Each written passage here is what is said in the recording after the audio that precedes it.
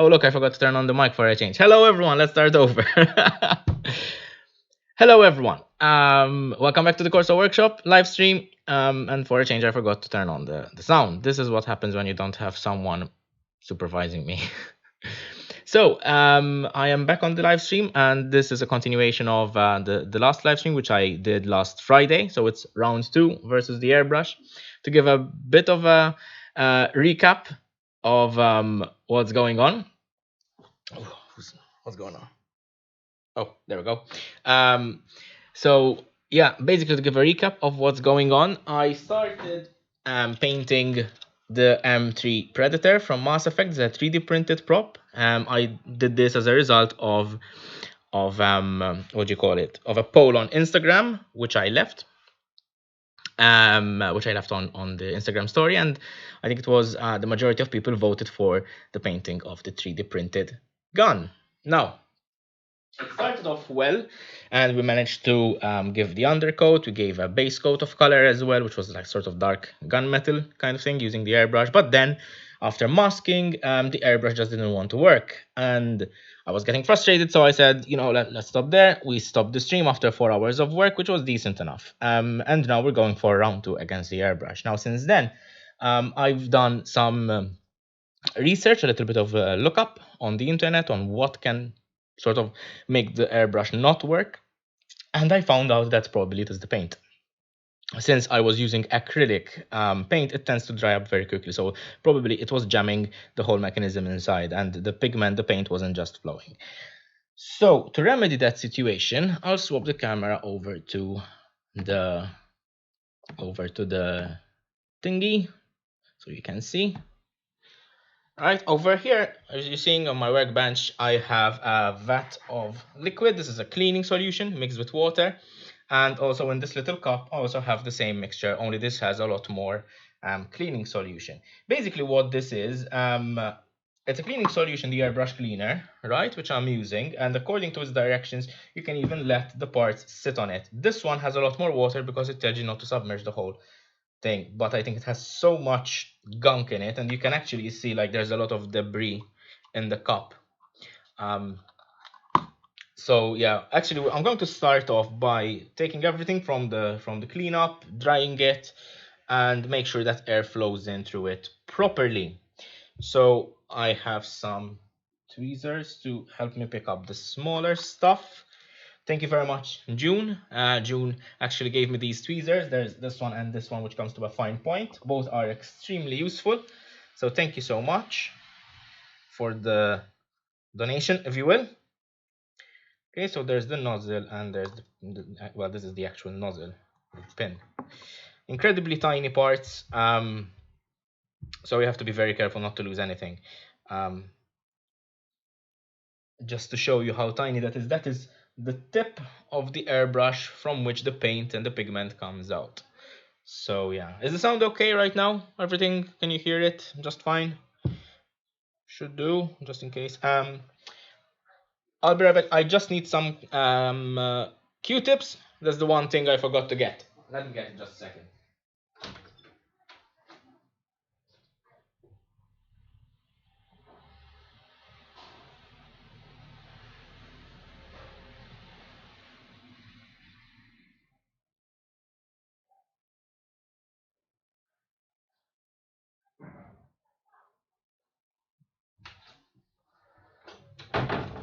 All right, Q-tips.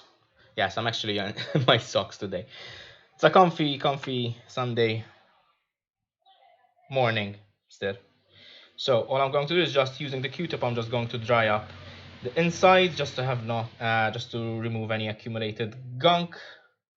But other than that, it should be fine. As in, it just comes off very easily now that we've left it sit in the cleaning solution. Okay, and I just close this back up. Cool. So you just need to make sure that there isn't any paint on the tip, on the nozzle. Okay, and leave it there. We can start fishing out the bigger stuff from the bath, from the vat, whatever you want to call it. So this is the needle which runs through the whole airbrush. This ends up in the nozzle, right, and it blocks the nozzle. So then when you pull back on the actuator, it frees up some space and lets air and pigment flow through. This seems pretty clean. I should hope so. The water is quite dark, which means it was absorbing a lot of pigment, and the last pigments that we used were black and silver, so yeah, makes sense. Okay, clean. This is just the cap of the reservoir, so it doesn't really matter if that one is clean or not. It's just a cap, but you can see that there is a lot of paint stuck to it anyway, so just give it a quick wipe down. But it's fine, this one isn't such an important part.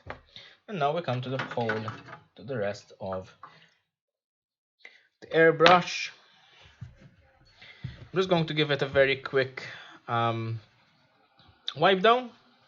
I'm going to be running air through it again just to make sure that it is clean throughout, but I want to clean where I can reach, if possible, if at all possible. So I'm just running a Q-tip into the areas I can reach. But it seems, and it does feel a little bit cleaner. So now I'm going to reassemble everything. I've got the rest of the parts which I did not need to wash over here. Okay, I'm just going to assemble it quickly. Now we'll get the compressor and see if there's any improvement. So let's start with the nozzle. The nozzle just fits in there. It's got a tiny screw. It's got threads which I can tighten using this cute little wrench. It's a tiny wrench. Okay.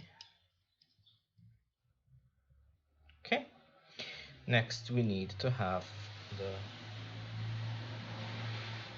button. Okay. And it's important that it bounces back.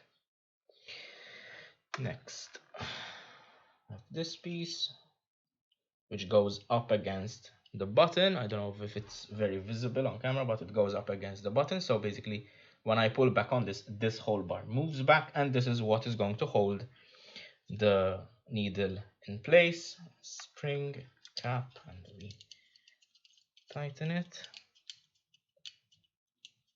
Okay, tight. So okay, needle goes through till it pokes out in the front. Perfect. We might have to adjust that a little bit later, but we'll see. If this works, I'll be more than happy. Close it down. That's the collet which holds the needle in place. Otherwise, the needle will move freely. Just a casing. Close it. This we can leave it open for now. This is a humidity trap, so if there's any moisture coming from the compressor, it catches it in here, and then you can just release it using this tiny button. Sometimes it gets in the way, so I think actually I'm going to not use it for the moment. Okay, let us get the compressor. I actually have its power supply right over here. I'm going to set it up in the same way underneath the bench so it doesn't make a lot of noise, because last time it was a little bit annoying. Now, yeah, it's up here in my box of junk.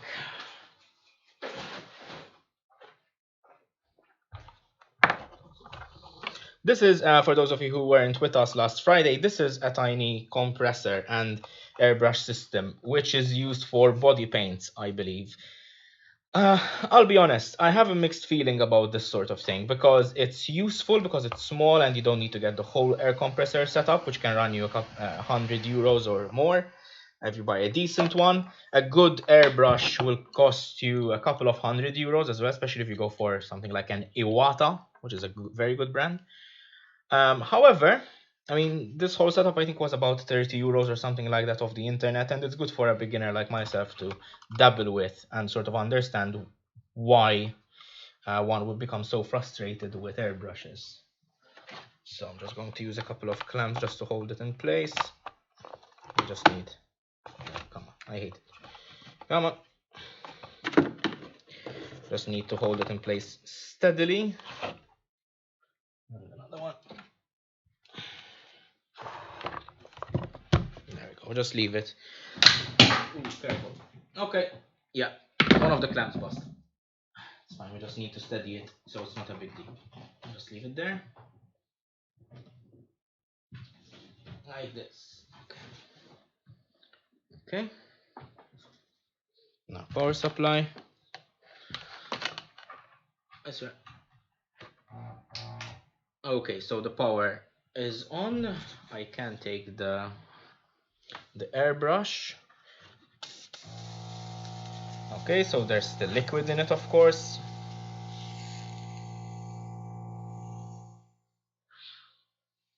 I should be feeling a difference between the regular, because this is a dual action airbrush, which means that if I push the button, air will come out. If I pull the button back while pushing it, pigment will come out with the air. So if I just press on it, I should have a certain amount of air. If I pull back, more pigment will go down. So I can actually drop some water in there. I have a cup like last time. I have some. I don't have distilled water, which is ideally for this kind of application, but I have bottled water, which is just as good. Hello everyone, welcome to the chat. If you're just joining us, this is round 2 versus an airbrush, where I got my butt kicked last time against it, where it was blocking. Hopefully today it works just fine. Now should be careful. Let's get a pipette. Okay. So I'm just running some water in it. Acrylics tend to dissolve in water, so if there's any little pigments left, hopefully they'll be dissolved. There shouldn't be. So that's the water, that's the air, and that's the water. Seems to be flowing just fine.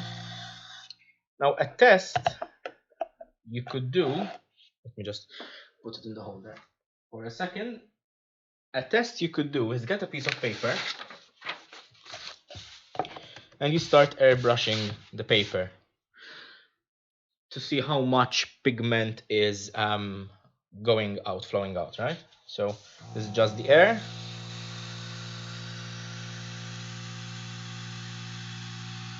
And there is water coming out. It's not really wetting the paper. Oh, actually, yeah. Against the light, you can see it easier.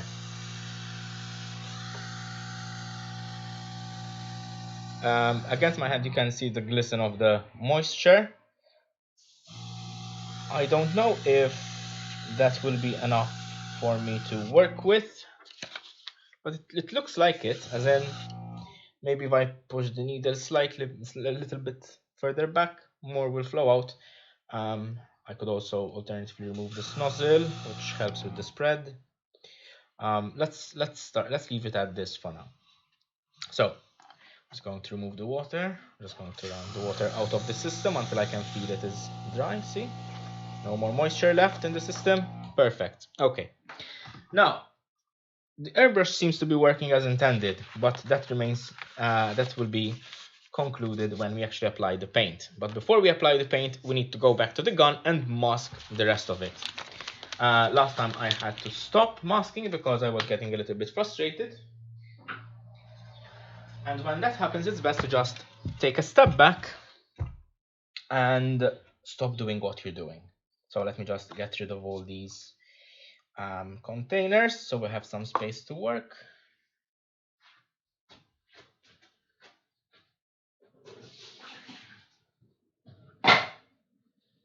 Alrighty.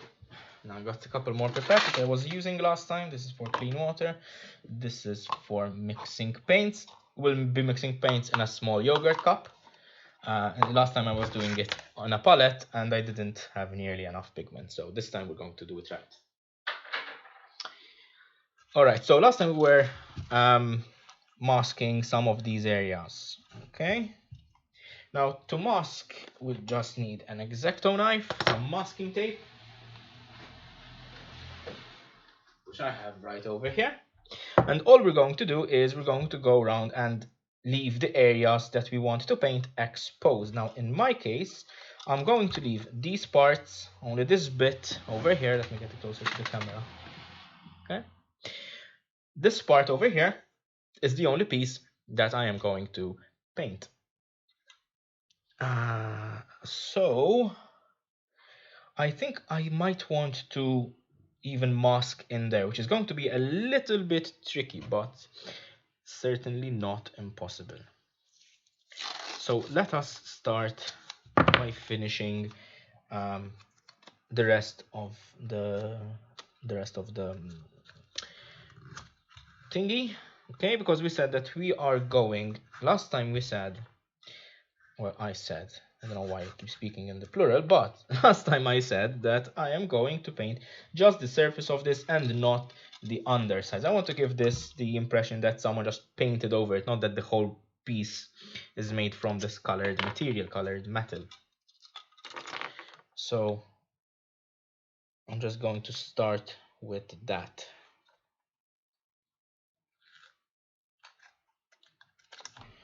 Okay, and then I'm just going to run the blade along the line I don't want to paint. Perfect.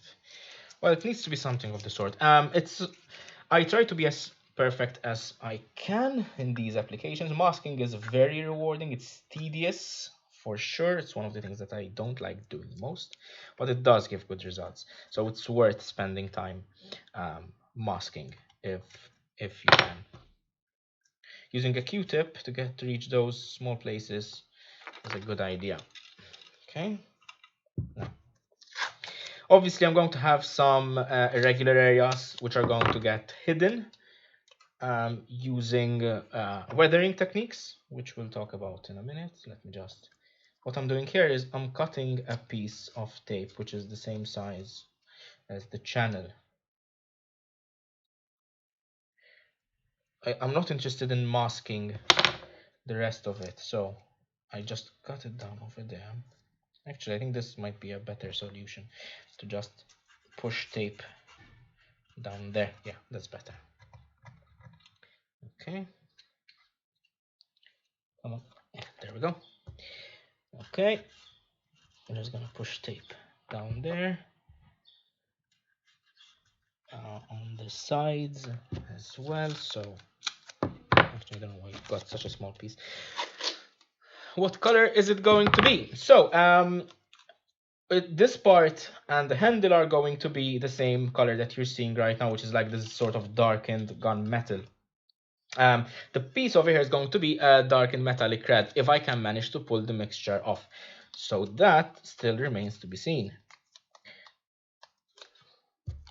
But however, you know, we can aim at getting that sort of color. Okay.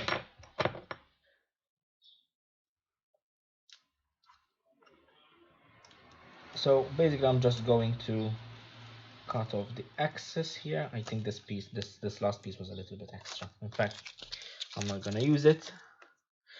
It's fine if I have a little bit of overspray. As I said, I don't want this to be a perfect job. Now over here, that is fine. I need to cover a little bit over here.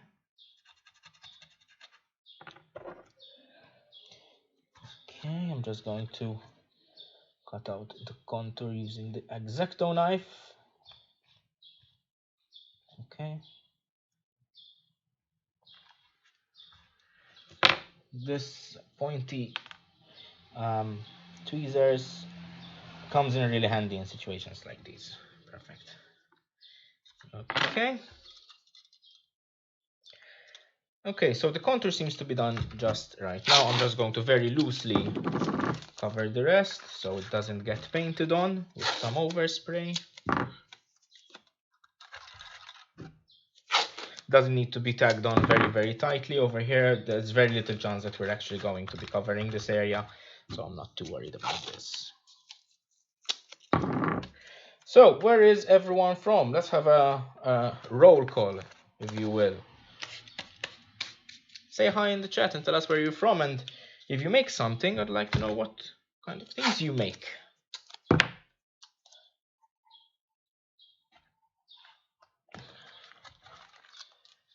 Okay, so we're going to start on the other side in the meantime.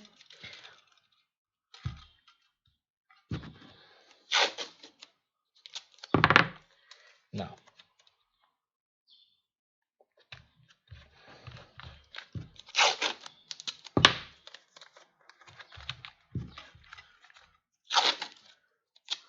the Earth. How how original. To be fair, it'd be much more impressive if you said that you're from Mars, but you're not Elon Musk, so that's not possible.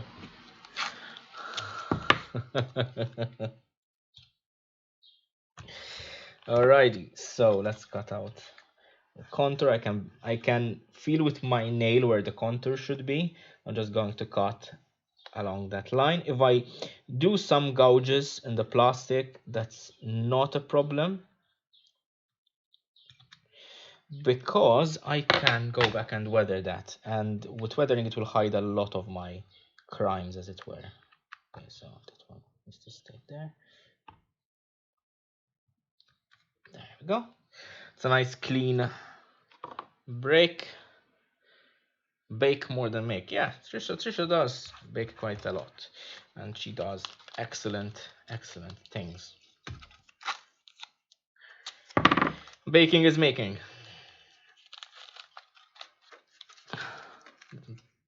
That should be on a t-shirt. I'm just cleaning up the small edges around here, which I want to get painted. I may have overlapped a tiny bit over where I didn't want to, but that's fine. So one tip I could give you when masking stuff, sometimes it's better to use smaller pieces to piece everything together to get nice contour lines. And in my case, since I have a lot of straight lines or like continuous curves, long pieces are just easier to apply, and then I cut around them with an X-Acto knife or a very sharp blade. So I don't trust that seam. Best to cover it up a little bit more. You can never use too much masking tape, so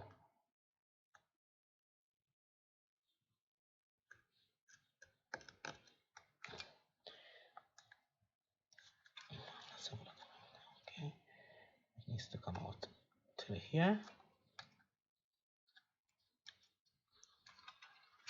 Perfect. Top line is as perfect as I can hope for it to be. I'm just going to clean up some of the extra tape. Good. Next, just need to cover this little bit over here. Actually, we said that we're going to do this. We're going to cut over the contour. Now, to get into the nooks and crannies, a Q-tip is a really good idea. Alternatively, you can use like one of those silicone molding tools, or popsicle sticks, skewers, whatever you can find as a pushing tool.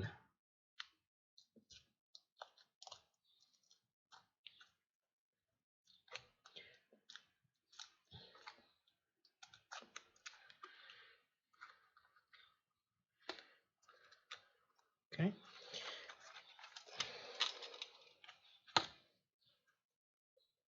Sorry, I have to cover the camera a little bit, but I need to make this a precise cut. And then we're going to go the other way. I feel like this isn't a very sharp X-Acto knife. Let me get the other one. Perhaps it's a little bit better. If not, I can replace the blades. I have spares. So, oh yeah, this is definitely sharper. Okay. Now this is a very uneven line, so I am going to go back and clean it up.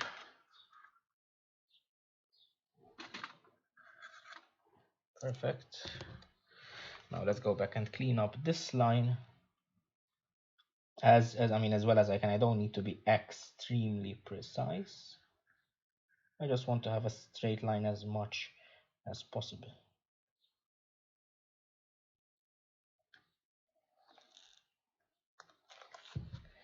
I'll just remove the excess if I manage to cut through it. Be very careful when using these sorts of tweezers, since they have a needle point. They're very useful, but also they can scratch up the paint underneath, and in most cases that is not ideal. Okay, so just be careful when having something like that. Now, definitely make this cleaner.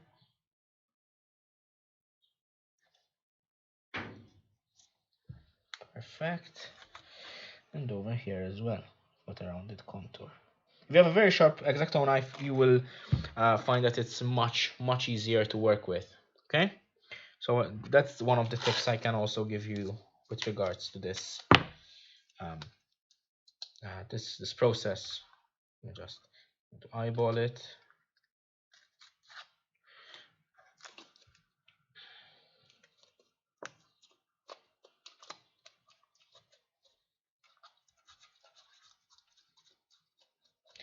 Push down masking tape and the crevasse, the channel.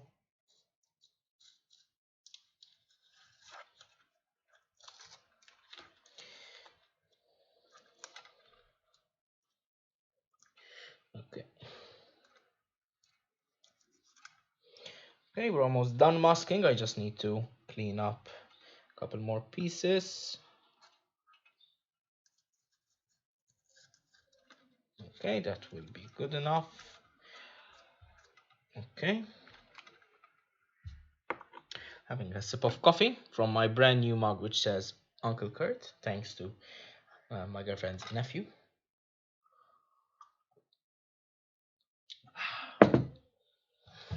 Brilliant. Coffee tastes better in that mug. So,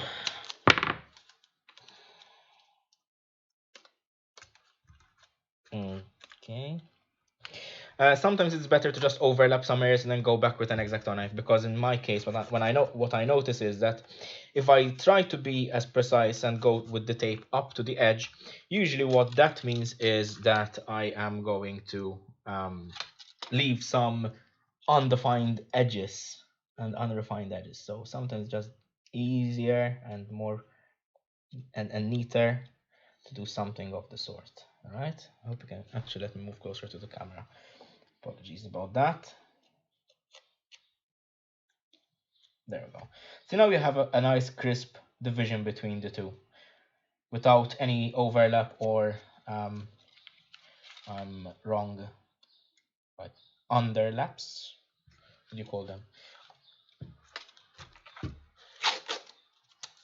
Okay, so now we're just going to cover the rest of the gun very lightly, just to make sure we don't get any extra overspray in other places. But these are the critical areas that we needed to cover. Okay, you can alternatively use brown paper or a plastic bag and wrap it and underneath the tape, so you don't have to waste as much tape as I am wasting right now.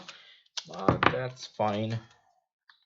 I'm noticing some areas over there which I did not cover, so I'll go back with a small piece and cover it. Otherwise we'll have a red spot over there. Well, assumedly red spot. We still have to see whether the airbrush is going to work as intended. Okay, there's tape there. Best cover it anyway. If you have like big hollow sections like in a gun or something, like over here if I wanted to fill it in, I wouldn't tape it like this normally. I would bunch up newspaper or scraps and just fill it in and then go over with the masking tape.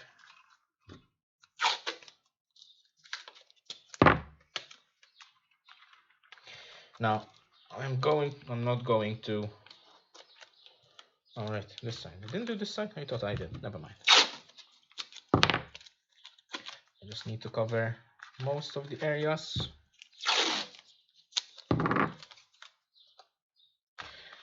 Overlap the tape slightly to make sure that you are covering what you need to cover. Okay, and over here.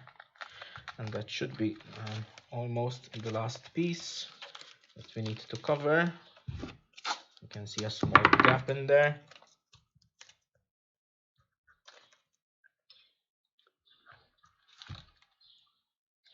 Just going to go in and cut that to size. Perfect. Good though, okay? Oh, yes, tiny piece at the back, which I almost forgot.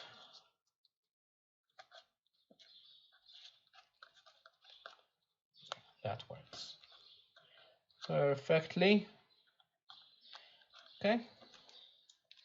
Coolio. Now, trying to see if I missed any places. I might want to secure this a little bit better, but that's fine. No, it's fine. That's fine. All right.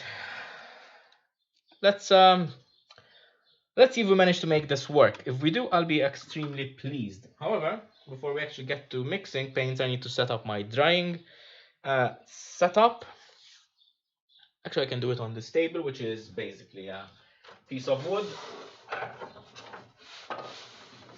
Just reach for it.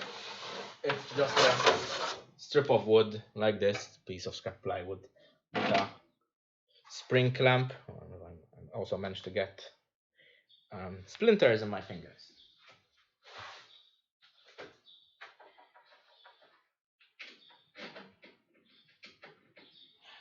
Basically, what that piece allows me to do is it allows me to hang the gun from this piece of wire that I have over here. Okay, so it's not rocket science. And while we have the tweezers, I'm going to remove the splinter. Perfect, nice. These tweezers are the best acquisition of the past year, I believe. Perfect. Okay, so clear up a little bit. Anything we don't want to get paint on, these Q-tips can stay back here.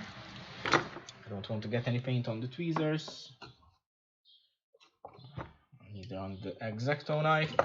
A clean shop is a happy shop, as Brett McAfee taught us. We throw away this we don't need, and this we don't need for now. Okay, so acrylic paints. We're still going to use acrylic paints because that is the only kind of paint that I have. I can't do otherwise. Unfortunately, shops are closed at the moment, and even if they are, it's not worth for me getting a whole set of different expensive Tamiya paints or something for a one-time project. Okay. So we're going to be mixing red, silver, and black to give us a bit of a metallic gunmetal red sheen. Now, the consistency of the paints needs to be the consistency of milk. So runny, but not so runny that it sort of spills over itself like water would. But we are going to be thinning it down with water. So let's start with the main component, which I want this dark red metal. So I'm going to, this is a clean cup. I'm just going to sprinkle a decent amount of red in there. I'm probably wasting a lot, but that's fine. I'm going to be black in there. Let's mix it to see what. Okay, so that's practically black. Now we need a lot more red than that.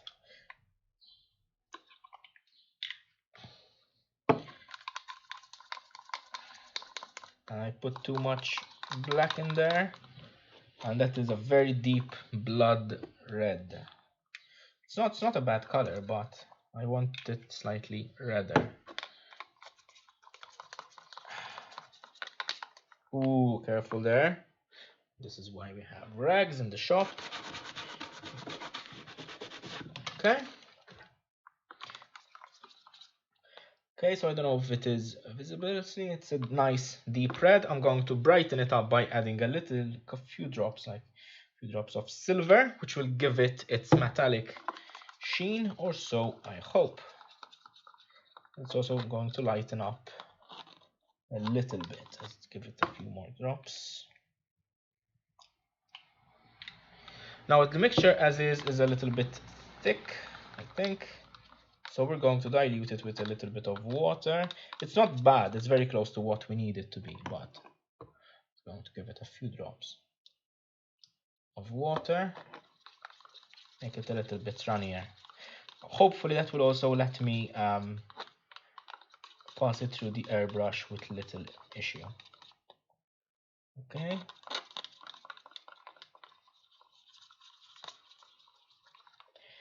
Okay, so that is the kind of color that we are expecting. It's got the nice metallic sheen to it. Very difficult to see in the cup, so whew. Okay, ready guys? Ladies and gentlemen, let's see round 2 of curd versus airbrush. Sip of coffee. Moving coffee to the side so we don't spill any. And yeah,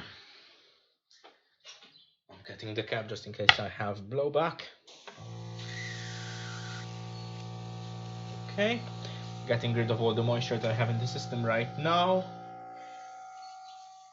Okay, I can't feel any difference. Perfect.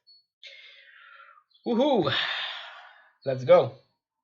Going to pipette a little bit at a time, and I'm going to try and drop it so that I don't form bubbles, because bubbles actually affect how the spraying works.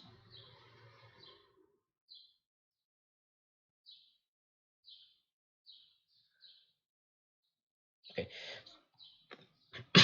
Excuse me. So a bubble started forming, in which case I'm going to stop. I'm going to stop pipetting. I'm going to close the cap. I have a small amount in there, you can see. So wish me luck, folks. Let me try a little bit on. Oh yeah, we have some pigment. It's light enough. Okay. I think let's give. Oh, nice! I got paint over my hands. Already making a mess. Let's give it a try. Let's give it a try. If we need to widen the nozzle to let a little bit more pigment in, we'll do that later. So.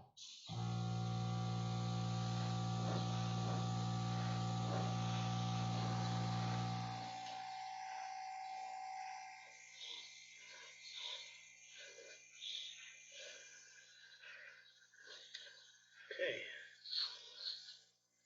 Well, we are coloring. We definitely need to give it multiple coats though, so.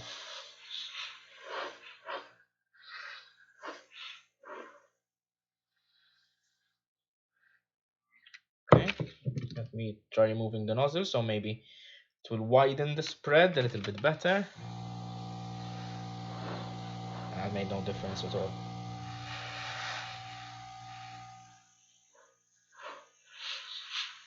Going around the contours and then filling it. I don't know if, oh, sorry, let me move closer to the camera. So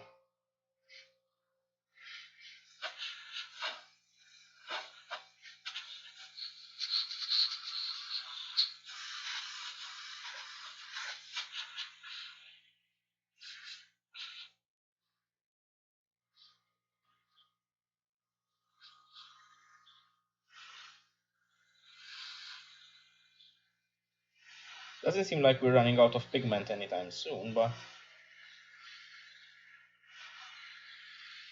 this might be the first time I'm genuinely using the airbrush properly, so the technique.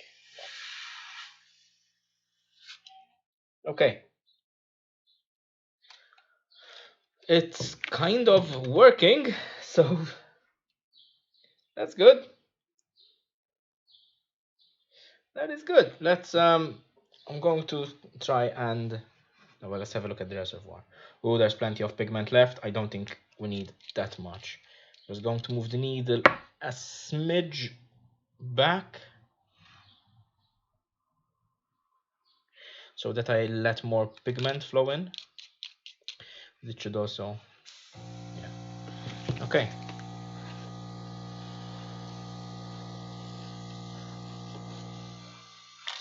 Okay, let's do the bottom here. Let me fix the camera slightly further up.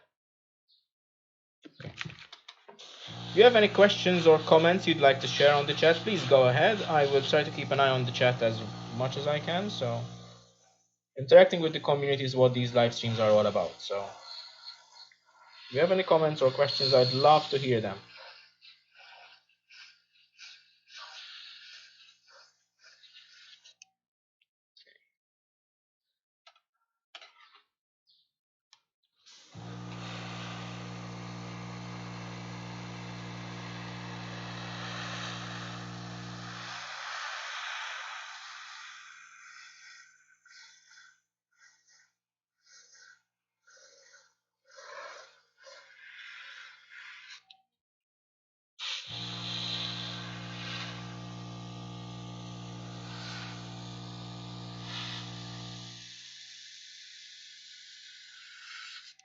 So one thing that I'm learning while I am airbrushing is that you need to go slow and steady with an airbrush.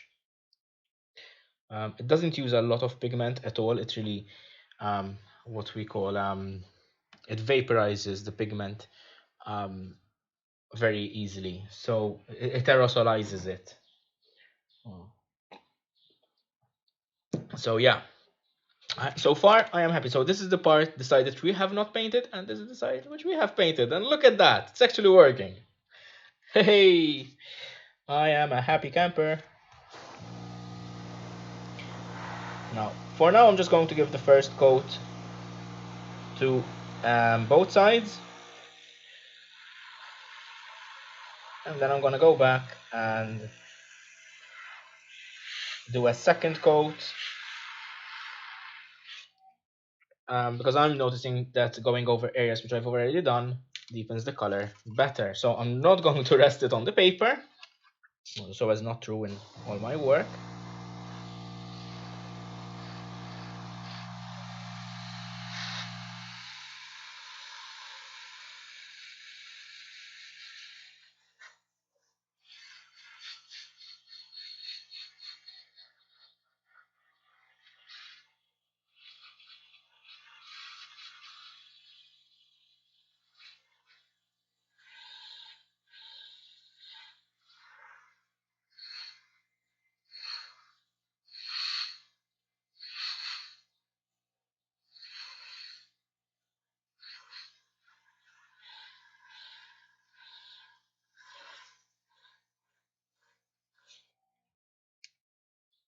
There's a bit of a defect in the print, it's fine.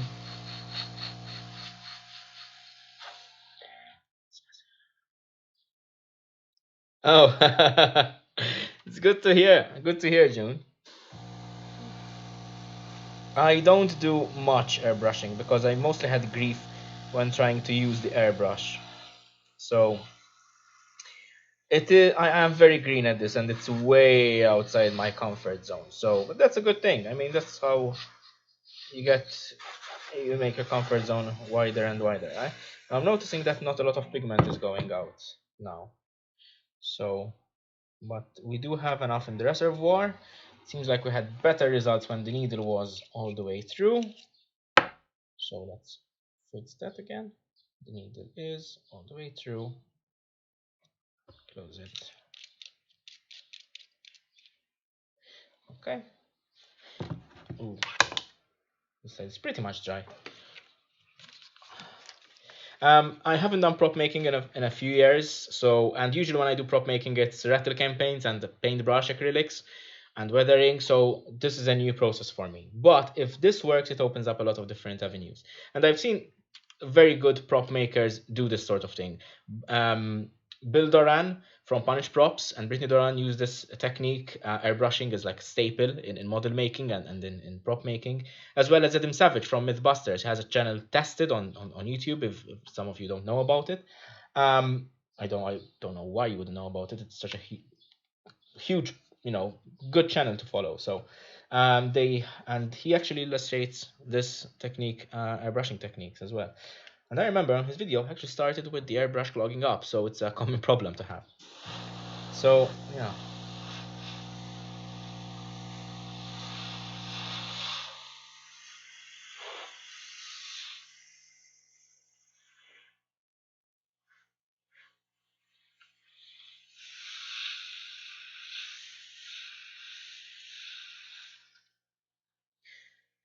It could be that the airbrush is already clogging up from the acrylic, so I might have to stop and clean it quickly again by running some water in it and cleaner.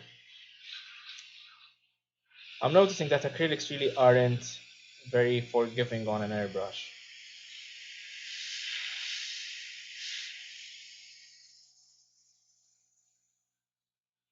Also could be that the pressure from the compressor isn't high enough, so yeah. Literally feels like I'm coloring it in with a felt tip pen now.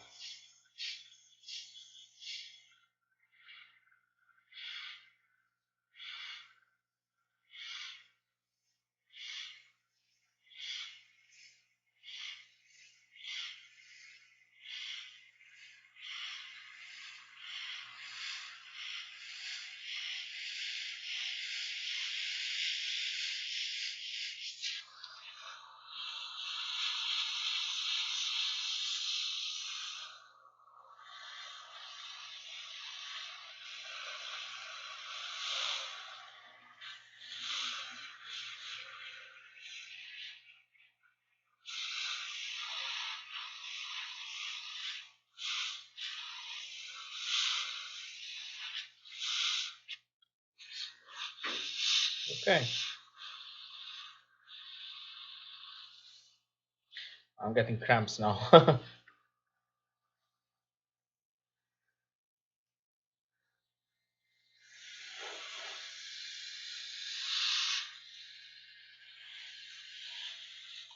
Let's have a look at what we're see how light the I don't think you can see it on camera, but um, I'm getting a very fine spray now. I want it to be more to have more volume to it. For now I'm going to continue, then I'm going to fix that for the second time round, so the second pass.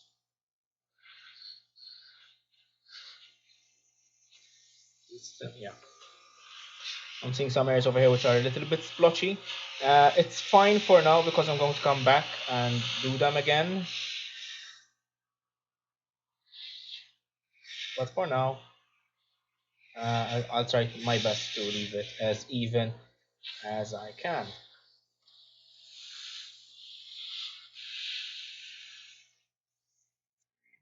Okay, now quickly let us empty the reservoir that we can use again and pipette water so we can clean it.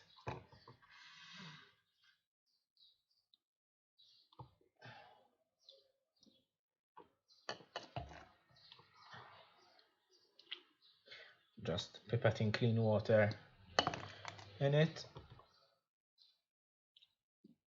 and passing it through there. So it's already giving me better volume. It's probably either a blockage or maybe the mixture was too thick, in which case I will add more water to it. See, there's a lot more volume being. Ooh, okay, so okay, it's okay. We are leaking a little bit, which is fine as long as we don't get it on the prop. So I'm going to get rid of that. I think we just need a lighter, a less dense preparation, which means it's which means it's going to need more time to dry, but that's fine. We can have an old trick help us do that. Okay,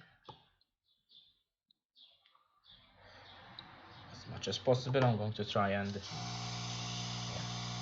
that sounds like water going through. Perfect. Okay, so let's clean this up quickly on the inside. Okay, all right, so step one done. Now what do we need to do for step two? First of all, we need to let this dry, so I'm going to go hang it for a second until I modify my mixture. Okay, so that's fine over there for now. And now I'm going to add more water to my mixture because I think the mixture is a little bit too thick. So let's add a couple more pipettefuls, mix it. Where did I put my stir? Can't remember where I put my stirrer, which probably means I either threw it away or left it somewhere and it's right in front of me. Oh well, never mind.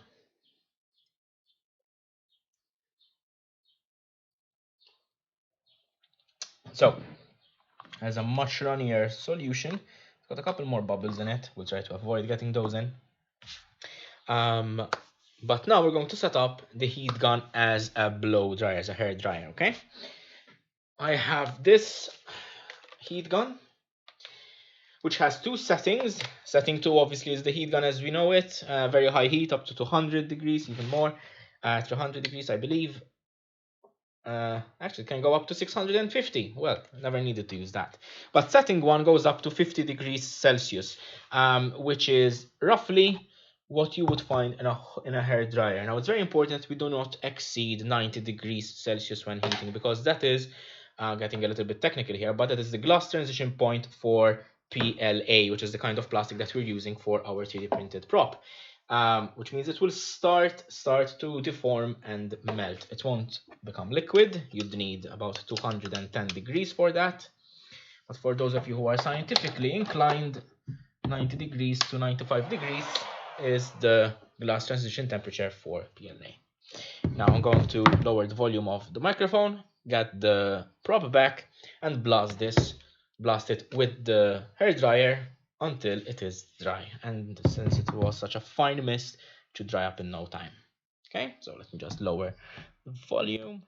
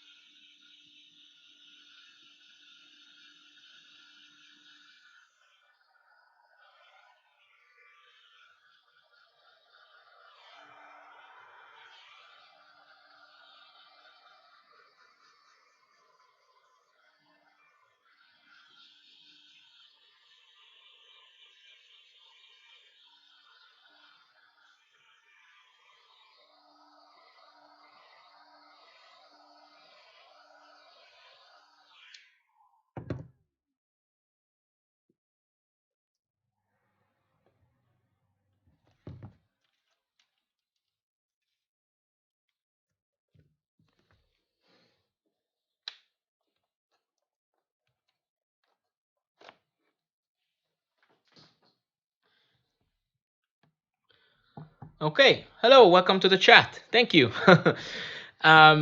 So we gave it a few, like a couple of seconds of minutes blast of hair dryer, and it was almost already dry to the touch. The thing in Malta is that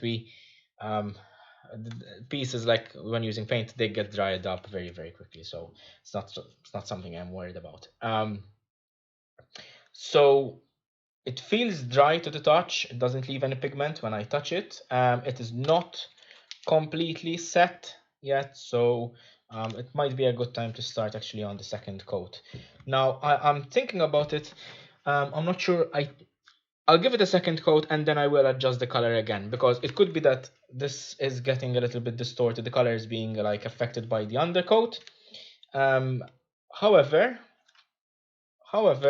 I'll see and tweak the colors later on after the second coat. If I need to give it a third coat of another color, so be it. Once that is done, we'll move to seeing if I want to do anything with these holes over here. I could just leave them as is. I could try to see if I can find screws to plug them with to see if they match the aesthetic. I don't think I have hex bolts, which would really match the aesthetic of it, but that's fine. But we'll see how to make it a little bit creative. We'll see about it, and then finally weather it, and hopefully it should be brilliant. Okay, we might have to give it a clear coat before weathering so that it will seal in the colors, because then if we're going to weather with water, it's going to pull up the paint, and that's going to be a little bit of an issue.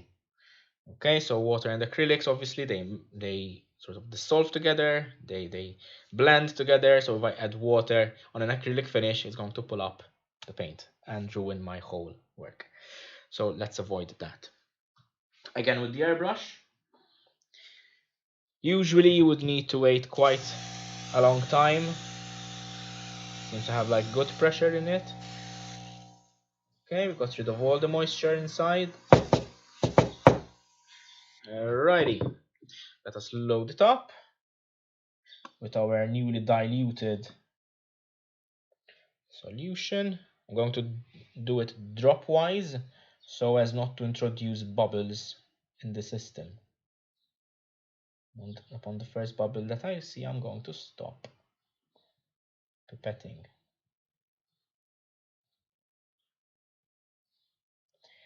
I think since we introduce, well, there we go, first bubble. Since we introduce so much water, there isn't so much bubbling. But now it's very runny, so I know that it will, it's going to take a longer time to dry. Okay, but I'm okay with that. I have the hair dryer, and that should be fine. Okay, perfect. A lot more coverage. Let's go. Going to start over the edges to make sure that I get my fine contours. And then I'm going to work into the body.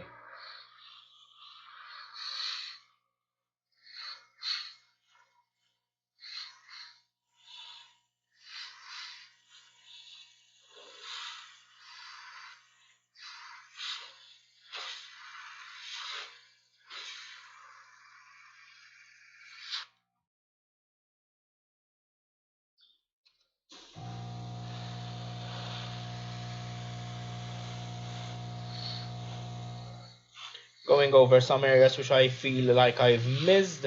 It's very difficult to see under these lighting conditions. It's very difficult for me to see like in person. I think even on camera it might be a little bit difficult to pick up where I am painting. But against the light I can see the glisten of the water droplets, like of the moisture, so at least I know where I am covering.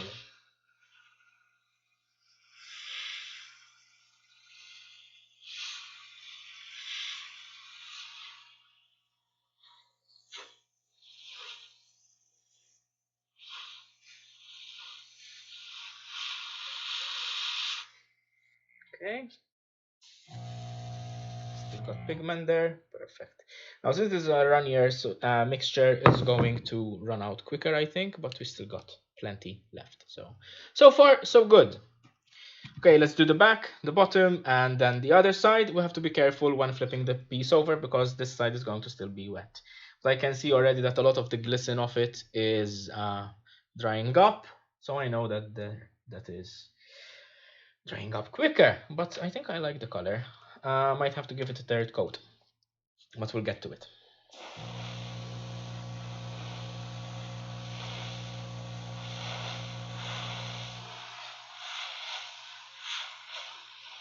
Okay.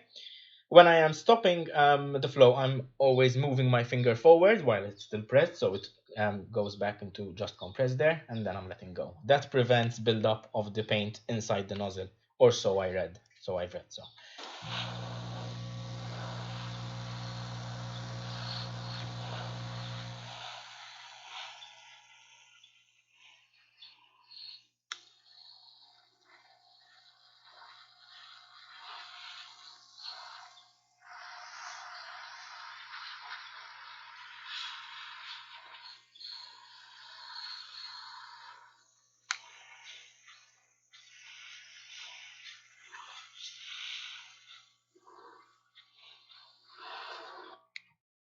Okay.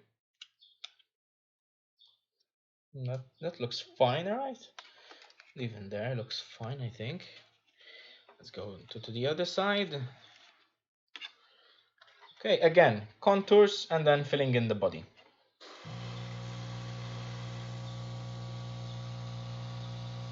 Trying to keep like an equal distance as I spray along. It helps give it a consistent spread.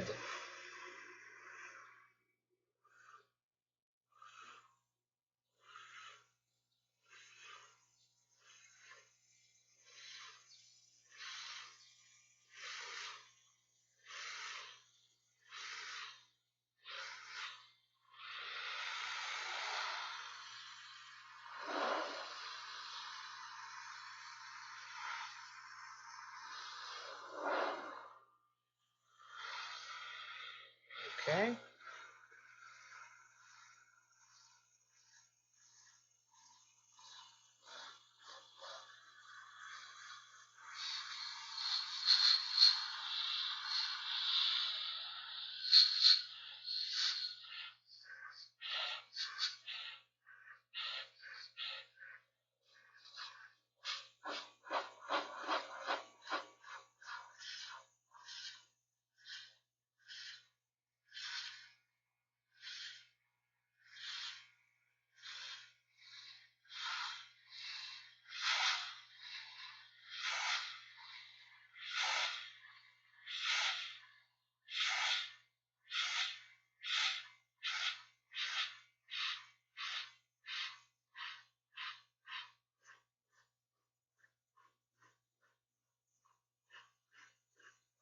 Right, we're finishing up on the second coat. I'm just making sure I didn't miss any areas.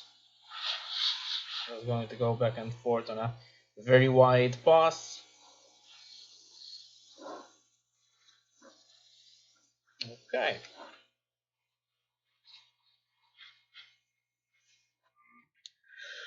Okay, so I am happy with the color. It's like this dark red wine kind of color. Alrighty, so we still have pigment in there. We do. Let's set the airbrush down. Okay, I'm just going to hit it with. I have to be careful of the paint and the workbench. I'm going to hit it with the hair dryer again, so I'm going to lower the volume.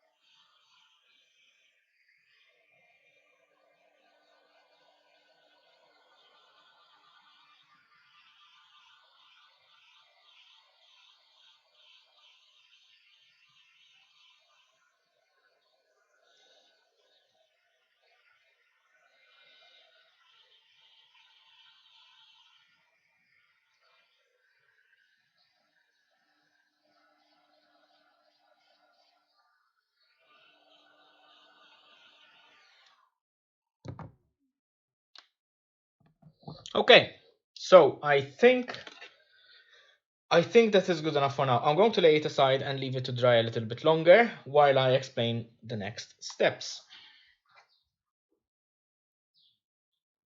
So that is hanging there. Now, let's get rid of this. For now, that's fine. And allow me to introduce you to my paint collection.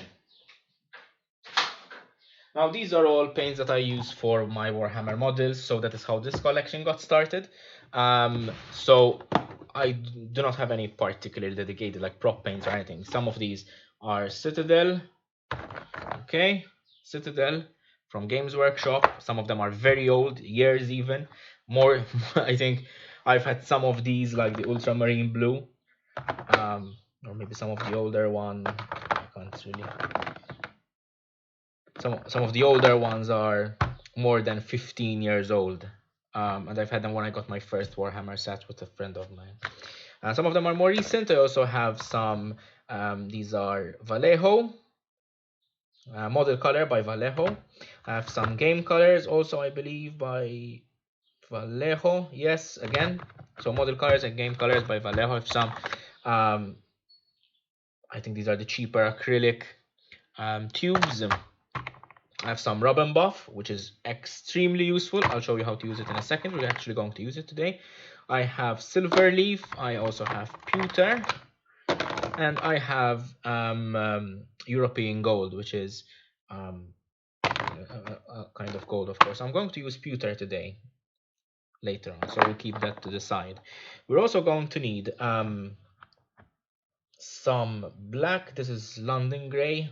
Sure, we can use it to give us a little bit of use, and some black. I'm going to show you exactly what I mean. I'm going to need a large chip brush. These are cheaper kinds. Okay, get a couple of them out. We'll need some finer details like this. Okay. Now, when weathering, weathering is okay. Let's start with what weathering is, because I failed to explain it so far. Basically, weathering is a process whereby you take a prop and make it look like it has seen some years. Excuse me, some years of use, whether it is out in the field and mud, or whether it is rusting. Usually it's just dirt, and usually a darkish black brown kind of aging, or like dust build up. Weathering is the kind of thing that you can not overdo, right? But it's also very difficult to end up never stopping because of it. Okay. So it's very difficult to get started when you have like a pristine prop which you have just finished, and you feel like you shouldn't mar it, and you shouldn't that you shouldn't sort of destroy, because it just looks so cool when it's new. But you will also get a much better result of how cool the prop can look if you actually weather it. Okay, weathering is not for all kinds of props. It's not a silver bullet, but it certainly is very applicable to a lot of different scenarios, in this case included. Also, weathering can feature, it doesn't need to be just dirt and grime and dust. It can also be paint chipping, exposing metallic areas, and that is what we're going to be using the rub and buff for. The rub and buff itself is wax infused. It's basically a waxy paste, right? But it's got metal particles infused in it. In this case, it's pewter. And you have to apply it very, very lightly, because it can easily overpower your prop. And I've had that happen in the past, so I'm going to be very, very gentle with this, and you'll see what a difference it's going to make. Before we do any of that, I am considering giving the prop a quick once over with a varnish. Let me see what I have. A matte varnish, and I have a satin varnish. No, I have a satin varnish, nitrocellulose. I'm kind of hesitant to use this sort of thing because it may interact with the paint, and I don't want that to be ruined. I think as things stand, I'm going to actually risk it without a varnish, without a finish. Because ideally, when you are airbrushing these kinds of things, you get the appropriate varnish for your appropriate kind. And since I didn't run any tests, I really don't want to risk it. Okay, let's leave it at that. So let's see what other colors I can use to weather. I have black and gray, which is going to be good to get the details pop out. Okay, to generate some contrast. I have the rub and buff, and I think maybe should we get a little bit of brownish colors, earthen colors in it. Let's have a look at what the prop looks like first, and then we can make a better informed decision. So here we go with the, let me get a towel. Here we go with the unmasking, which is, as much as I hate masking, this is one of my favorite parts of the build. So we start removing paper, well, gently ideally, so that we don't pull up any extra paint, but the paint which I masked was left to dry for a couple of days, so it should being the operative word, should not pull up when we are unmasking. Did I clean up the airbrush? Oh no, I did not. That's a problem. Well, I'll clean it later.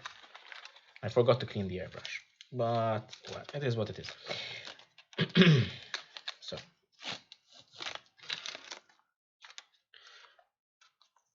okay, so let's cross our fingers that this worked nicely. Okay.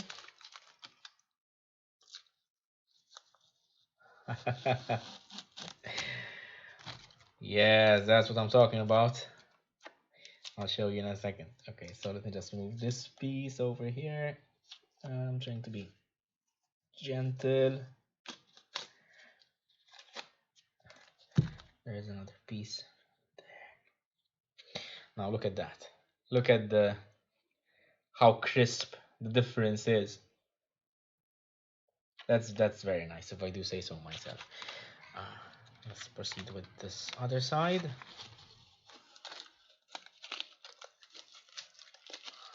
Okay, nice. Yeah, that is cool.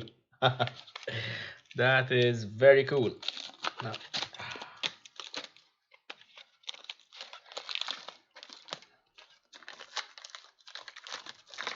okay.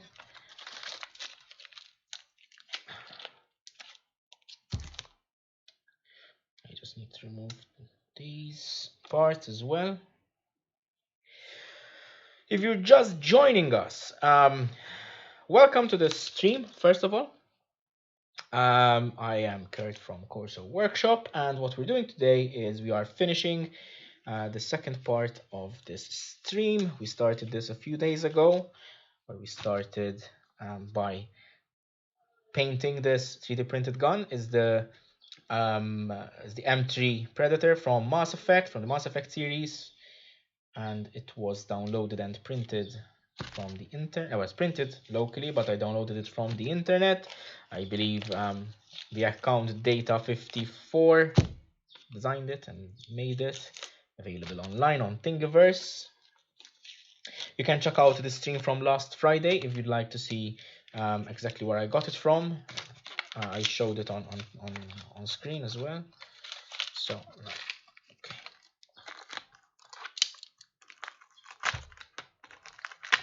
To be careful not to scratch up the paint job.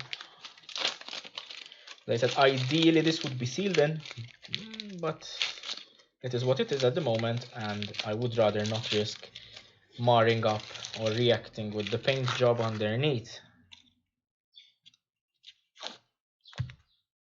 That's nice.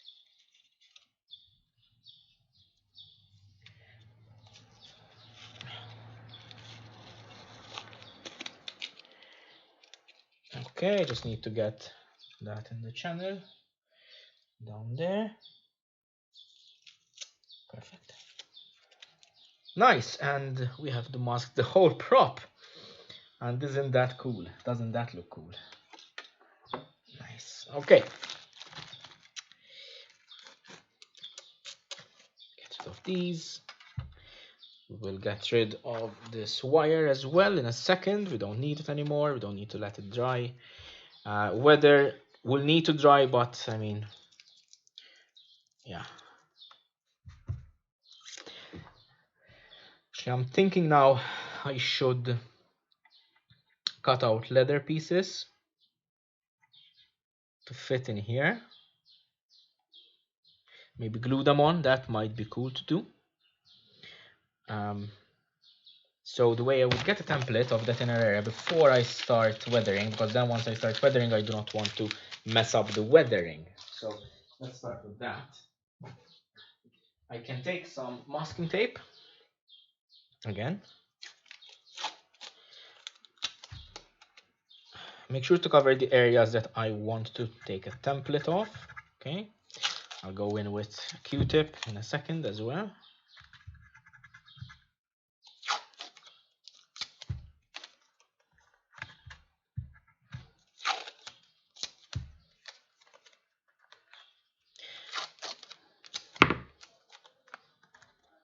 So Q-tip, I just put. Okay, and I'm just highlighting the contours. I'm going to go in with an X-Acto knife and cut the exact shape and transfer that to paper. So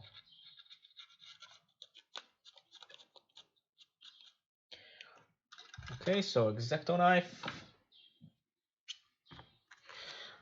In the same way we were masking stuff before for painting, I'm just cutting out a template over here. That's all I'm doing.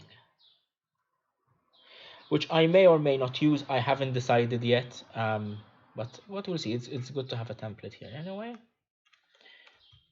I'm trying to feel with my fingers as well where the contours are. Okay, because it sort of tapers here, so I have to be careful not to scratch up the paint job. It goes like this.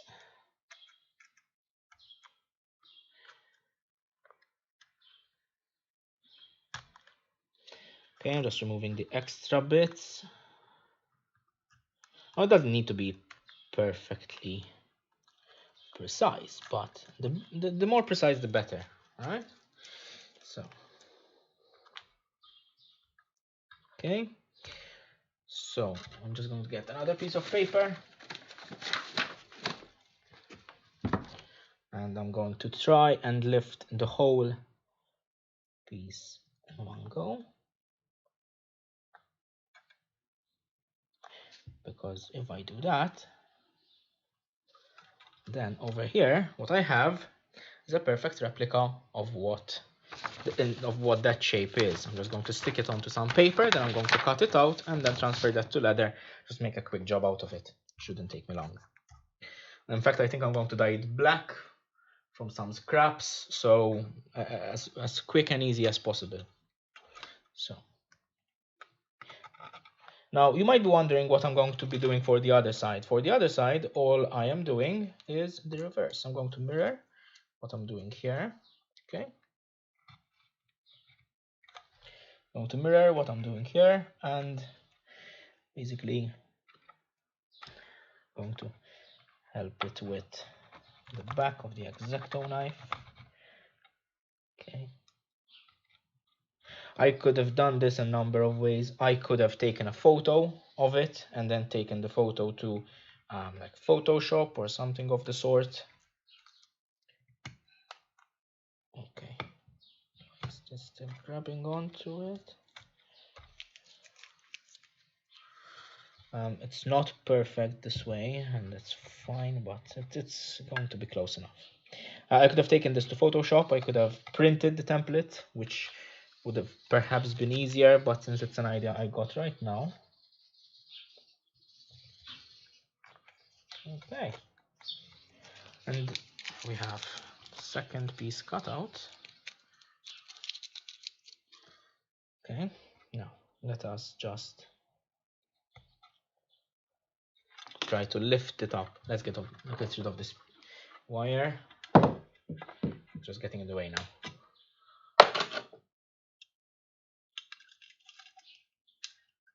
Okay, oh come on, just let's get rid of it so it won't scratch us or the prop. Okay, we need to lift this up as gently as we can without with as little issues as possible.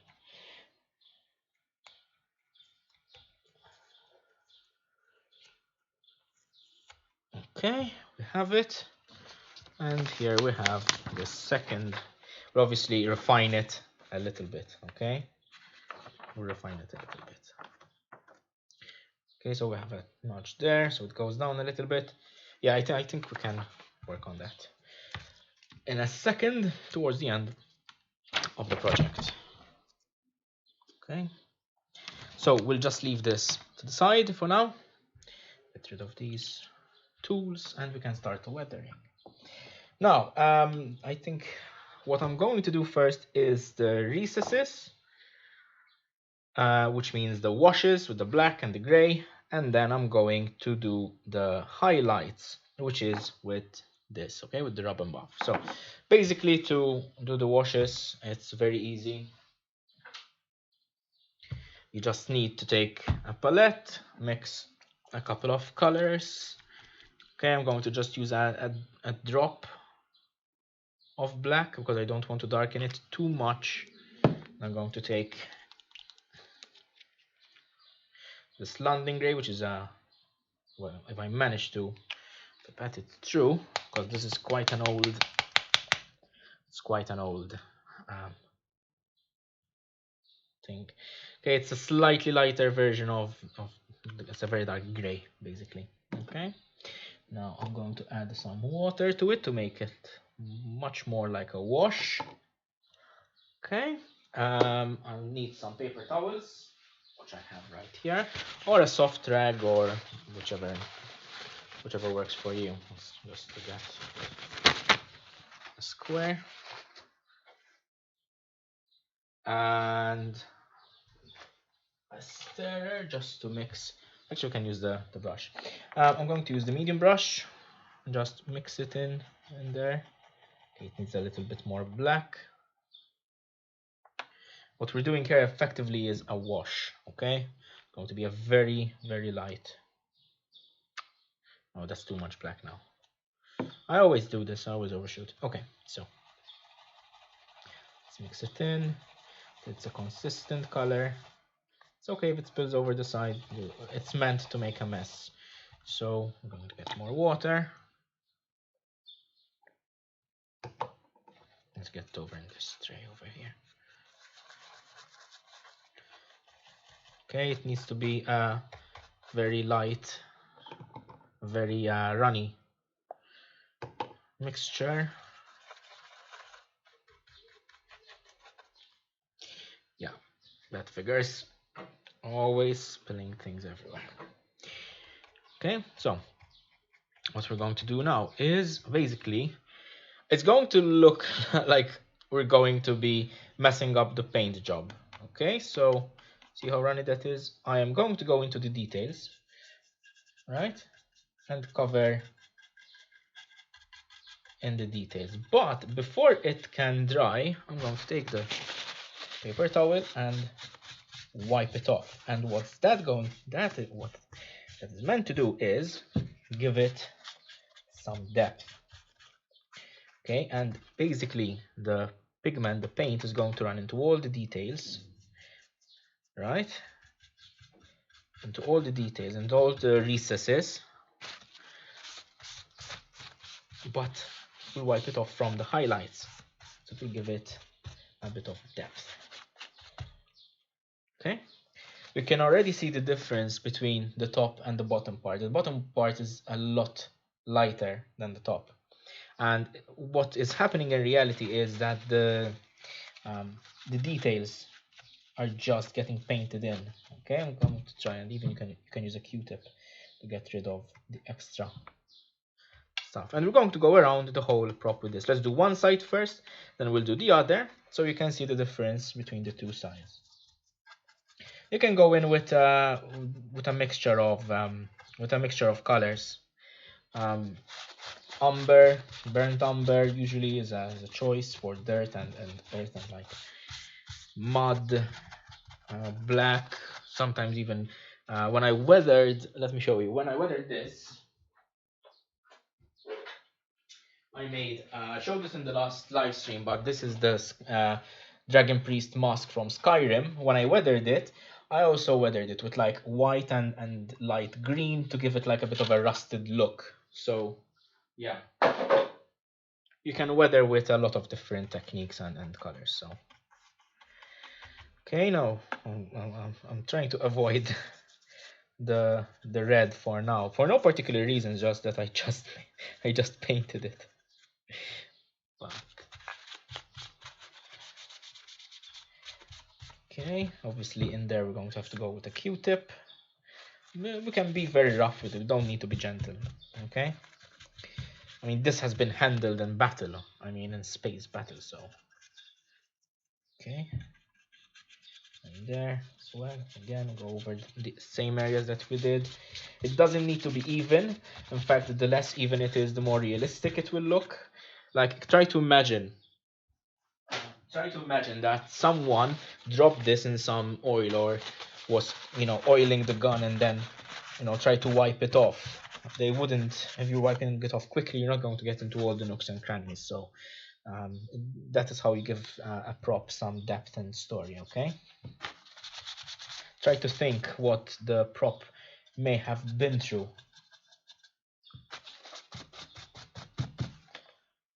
Like dings and that sort of thing, scratches. That is something that I would have built into the prop. So yeah, the handle would be very grimy, I would assume, right? Because obviously it would be handled often. It's been handled often.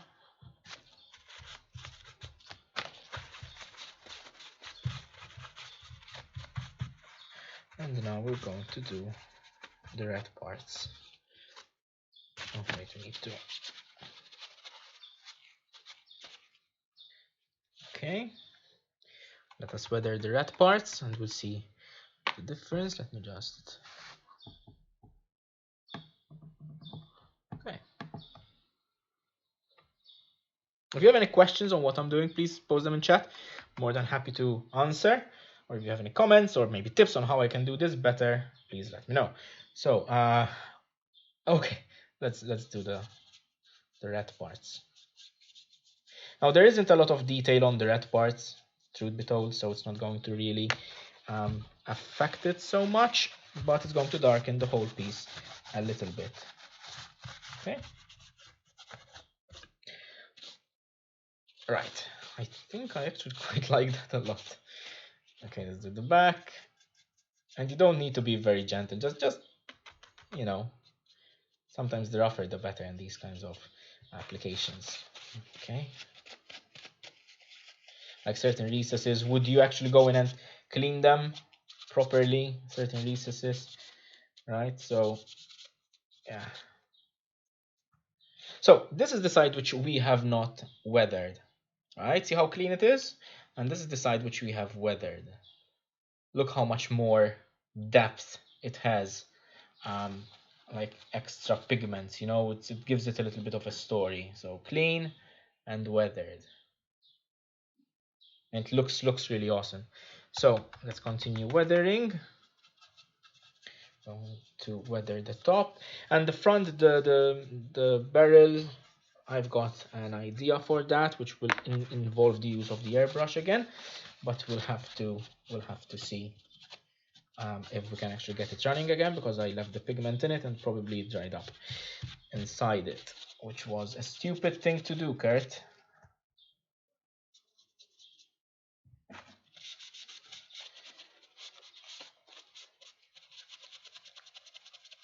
Okay,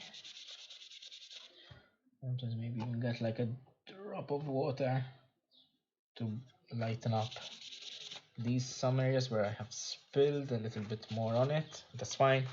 And to hide our crimes very easily. Okay, clean up, clean up, clean up. Let's get paint in those recesses down there. So obviously dirt would gather there. We wouldn't be able to clean it properly.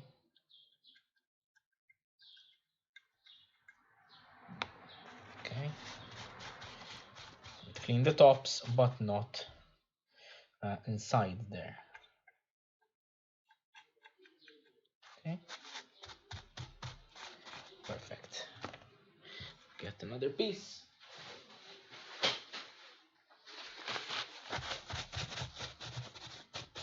All right. Nice. So bottom, we did that part. We need to do this part. and there's obviously a lot of grime would accumulate on the bottoms of them, right? So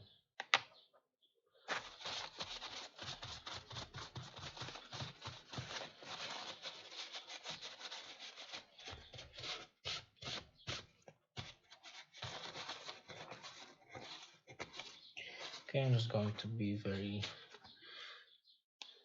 okay. So weathered, not weathered, so let us weather.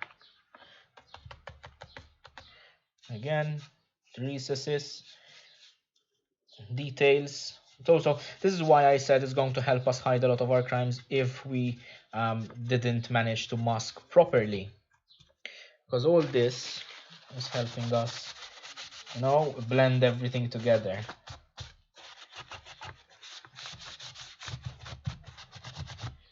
You could also use a rag for this. In fact, I actually might, but I'm worried it might scratch up the paint job. Have a soft cloth or a soft towel which you can use for this. It's also good.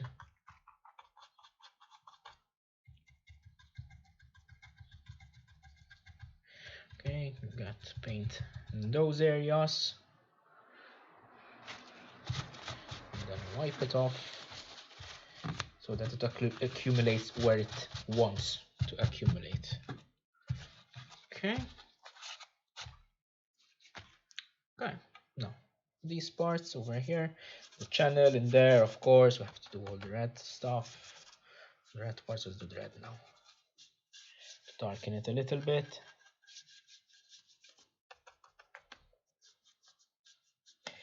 Okay, now obviously if we're going to leave it here for a long time, it is going to remain black. So, okay, I'm using a cloth this time around. Let's get a Q-tip in there.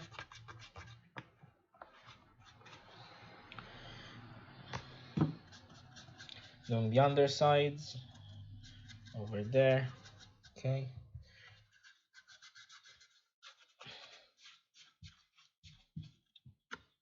You can continue doing this for as long as you feel like. I'm going to sort of stop when I see that the prop feels finished, and then I'm going to go for the highlights.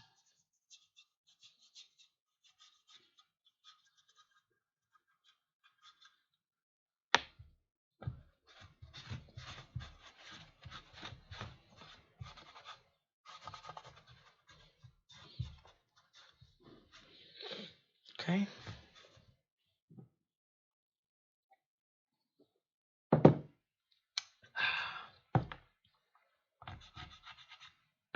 Okay.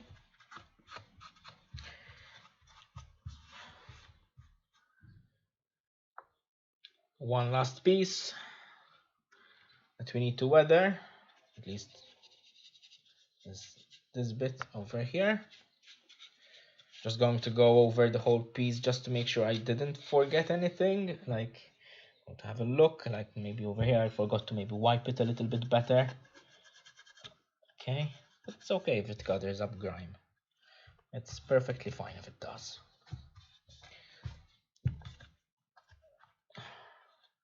If you want to preserve the original color of the main coat, you might want to actually seal it. Okay, so since these are all acrylics, they have blended together and sort of darkened the colors a little bit, which is fine. I mean, yeah, it's fine for me.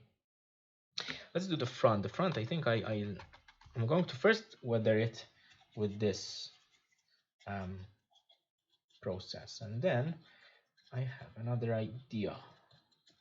Now it's good to get like paint in there and the hole. Of course, this is an old brush, so I'm not worried about splitting hairs and stuff like that. So I'm just okay.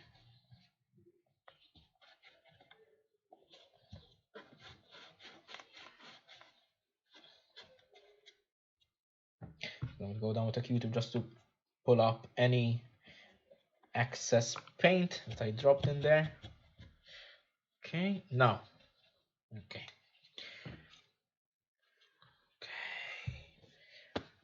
Cool. I am very happy with how this is turning out. So let's go in there. It's going to okay. So we have a little bit of an excess um, paint in there. We're just going to clean it up quickly. Okay, with the Q-tip. I am happy with how that looks. What do you guys think? You think it looks cool? Let me know. We still have a little couple of things to do. Let me just wash the palette because we're going to use it for something else. I'm going to wash the brush as well.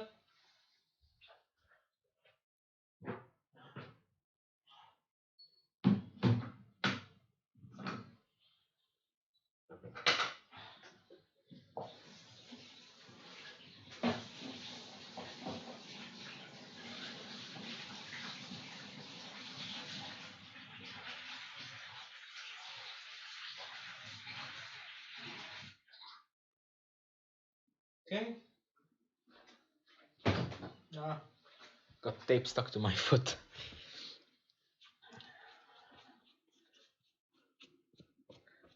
Thank you so much for the comments. Thank you so much. So let us do one of the finishing touches, which are the highlights.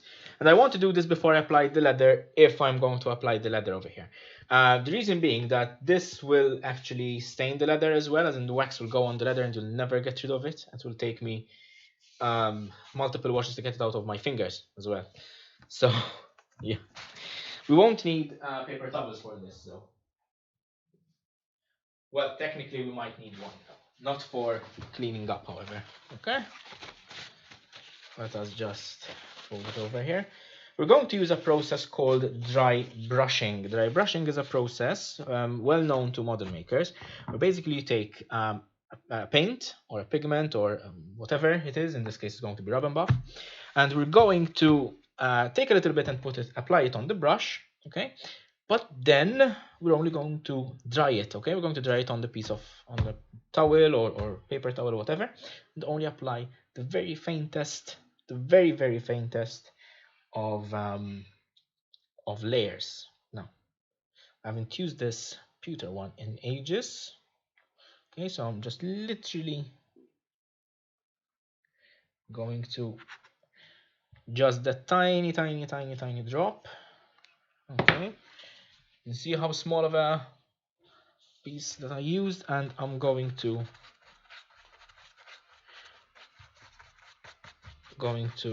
see now I have almost nothing on my brush. Now with this flat side, I'm going to go over the sharp edges, which may have sort of gotten rubbed off over the air. So like the tips of the barrel,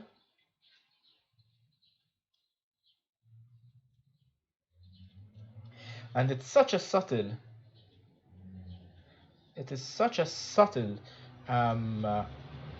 effect that it's almost imperceptible, but once you actually get to do that all around your prop, you're going to see the highlights come out.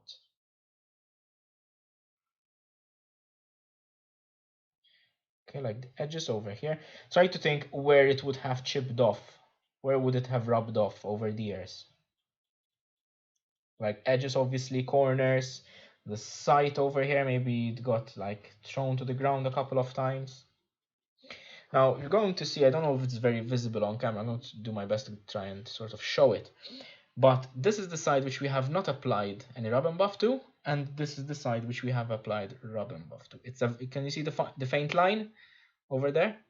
And that is what's going to give us the realism that we are looking for. Like this is a tool which was handled, it was used. Maybe even go for the smaller brush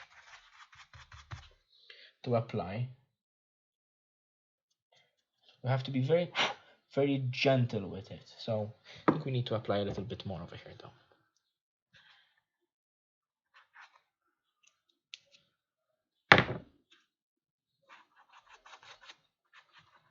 Going to get it in the bristles, and then I'm going to get rid of as much pigment as I can so as to leave just the faintest trace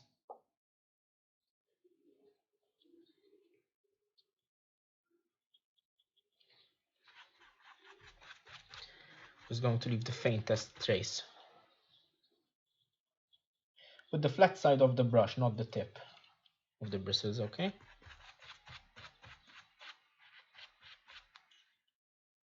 Like,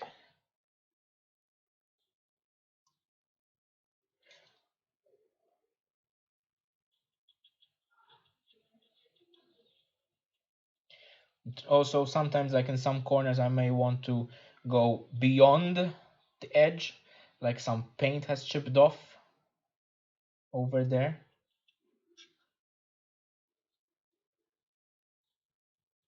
You know, extend it a little bit and then go back and highlight the edges.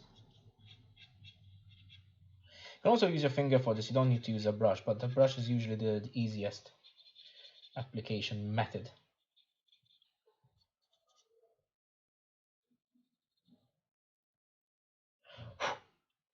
So let's see if we can get, ooh, have to be very careful.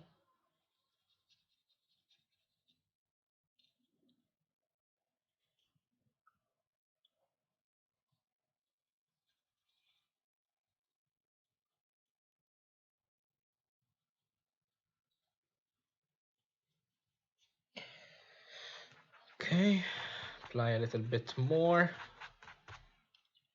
like over this area over here with the transition, or there's a transition of the red to the gray.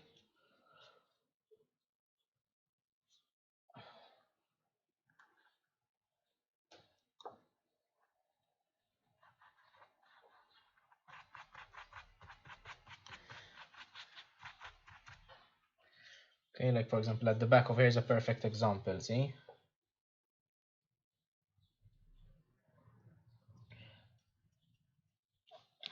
You know, you don't need to do all the edges, just the edges that would make sense for the paint to chip off, like the edges, corners, that sort of thing. Like for example, in there, I'm not going to put any of this compound, you know, because it doesn't make sense for it to get dinged over there. On the trigger, however, given that it is used so much, it would make sense to put because it always rubs up against like the other parts of the. I can also choose to just paint, which in fact I'm going to do. I'm going to paint the trigger with this rub and buff. Like it's seen so much use that like the coating which it had just wore off.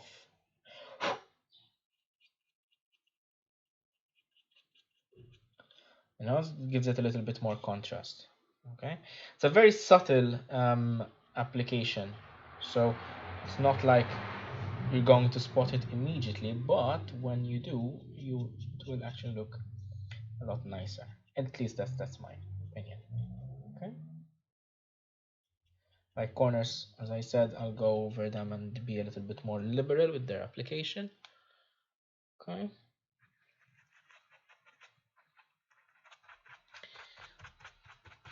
And we are in the last steps of our build.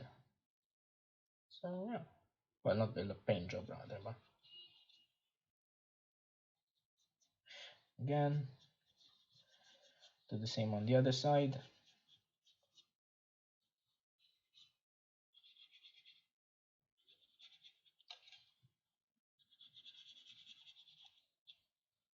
Okay.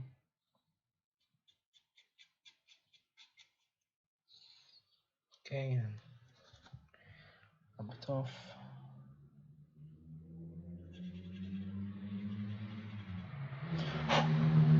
That's the problem with cheap brushes. The bristles fall off very easily, so.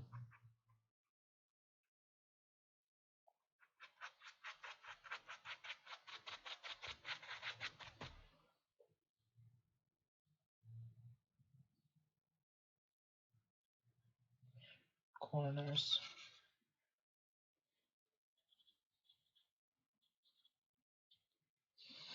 Okay, obviously in here.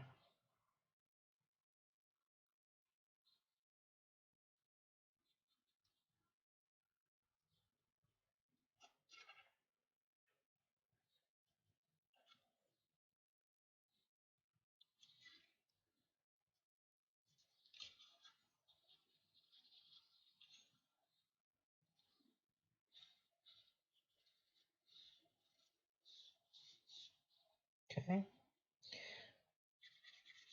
Down here obviously would get a lot of use, so like the screw holes in this area would get a good rub and buff.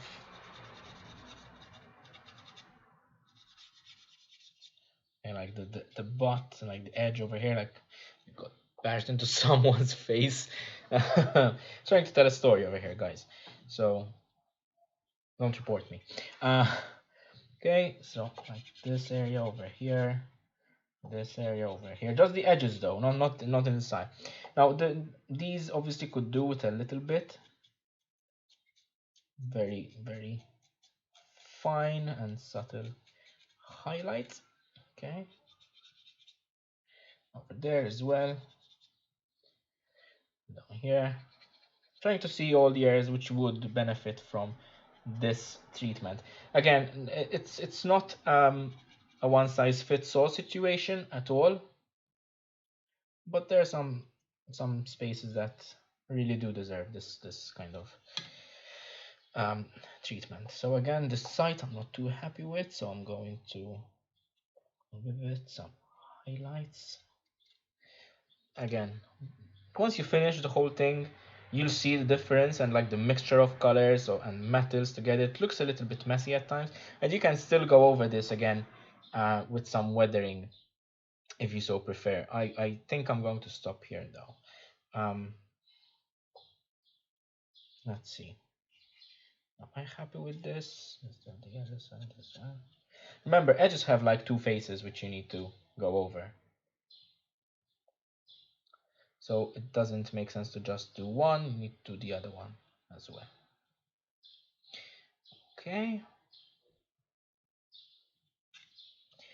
I think I shall call it a day with the painting. Maybe the bottom over here could benefit with a little bit to lighten up that extra weathering we did. And it will give it a very sort of silvery look. On the bottom, okay, so the bottom rubbed off a lot. You can also just paint this whole prop black, and with the pistol whipping aliens over there, yeah, exactly. You can paint the whole prop black and then run it, dry brush it, like the whole piece with rub and buff, and it will look super realistic and super metallic. And yeah, so there's always that option if you prefer. I'm going to go over some areas where I kind of messed up the weathering. I let some of it pool too much, sort of to lighten it up and give it like this whole metallic sheen. Actually, I think I'm going to go like over the whole thing very lightly to give it like this metallic sheen to it. I haven't got I've almost got like no pigment here, so it's really not doing much, but it's like adding like that tiny bit of sheen. Perfect. Fronts, not forget the front. Perfect. I think that's badass. Don't you think? I think that's badass. You can also go over the edges with something like this. Let me show you. You can take a silver pen, like this, a paint marker. This is silver. You can go over some of the edges which like require a very distinct highlight. Like for example, over, let's do the inside over there. All right.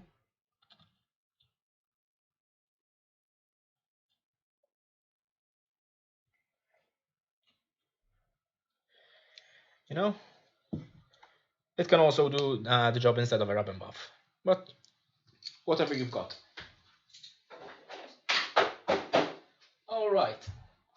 So, last touch is to add a small piece of leather to here, like a small cushion.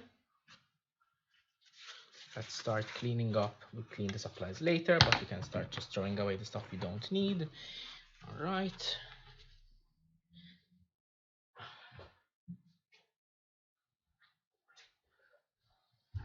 Okay, so this we can leave it to one side for now. We're just going to be cutting. My cutting mat is under the camera. It's fine. I can just use a ruler. No, this needs to be a straight line till here. Okay. So these are the two pieces that we are using. Now, if I look at the contours, I've got straight line and then it angles. So my tape managed to reflect that nicely.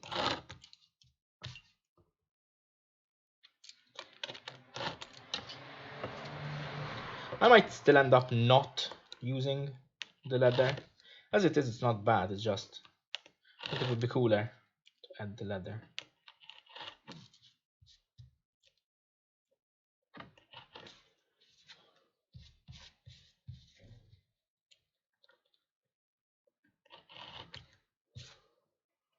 Okay, so if we were to fit it back in there, it would fit just fine.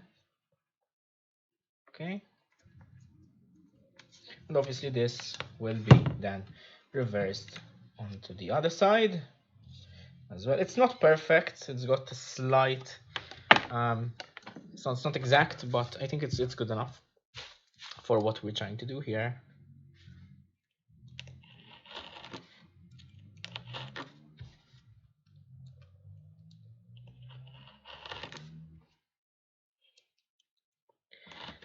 Okay.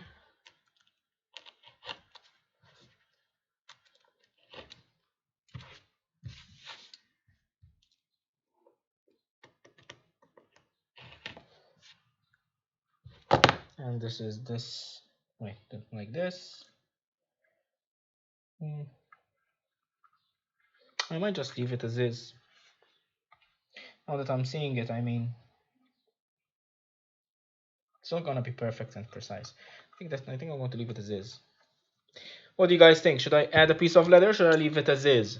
I'd like to know what you think while I clear up the rest. Let's see how many people are on the stream. Okay, so do you think I should add a little piece of leather to this area over here and this piece over here? Or should I leave it as is?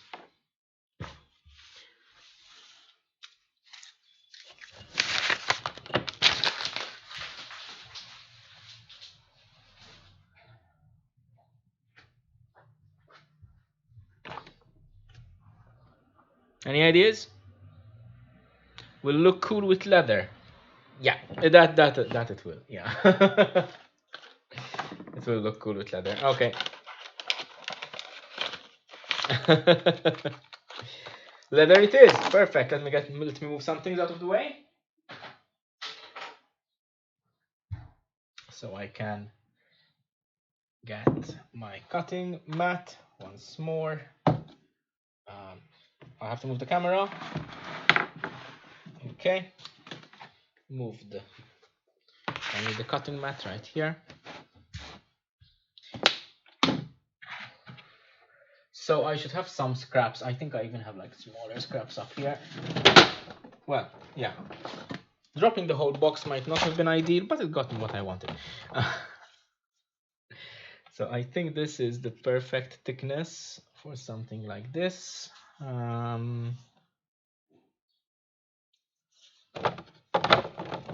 Maybe this thickness, that is a bit too thin.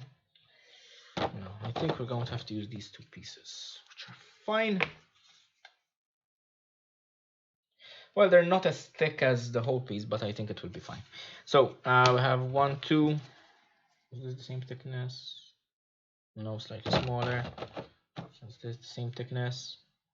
No, slightly smaller. Let's start with these. Is this the same thickness? Yeah. Feels like it. No, slightly smaller. Okay, let's start with these two. All I'm going to do is just trace using an awl, which I have right here. Now I will have to trace one side and then flip it over, of course. So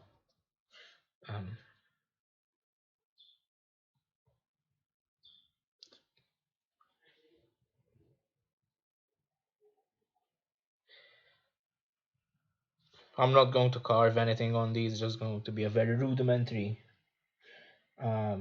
piece of leather. Okay, so that's one side, and we're going to flip it over and do the other.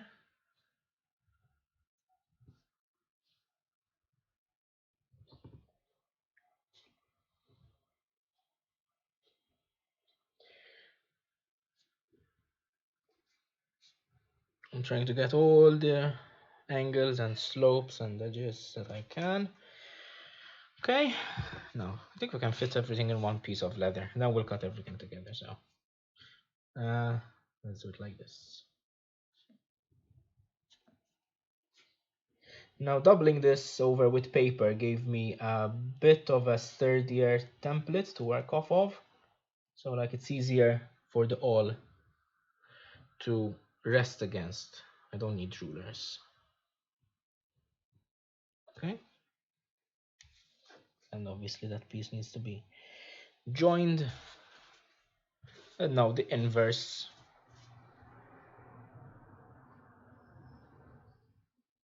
In the meantime, while I'm working on this, do you think I should dye it black or another color? I have deep red, I have brown, somewhat purple, light brown, or can leave it as it is. I'm leaning towards black though. Just let me know what you think. In the meantime, I'll start cutting.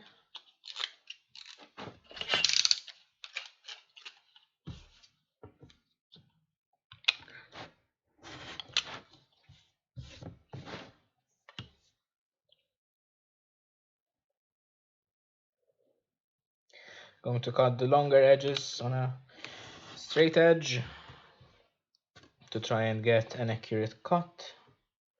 I mean, these aren't accurate to begin with, but yeah, you know what I mean.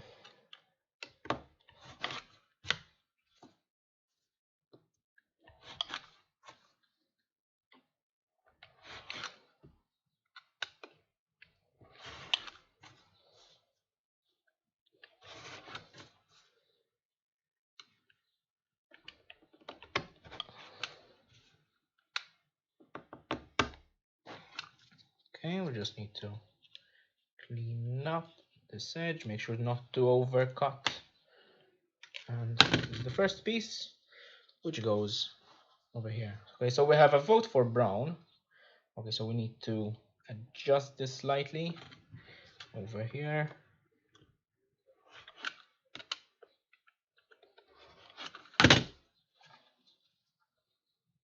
We need to adjust over here.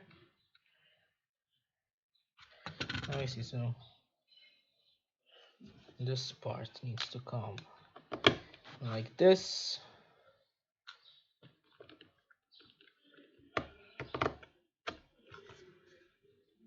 Something of the sort we'll have to do. If I find that this is going to be too much of a hassle, I think I'd rather not ruin the project with this. Like something. See, I'm not cutting it neatly enough.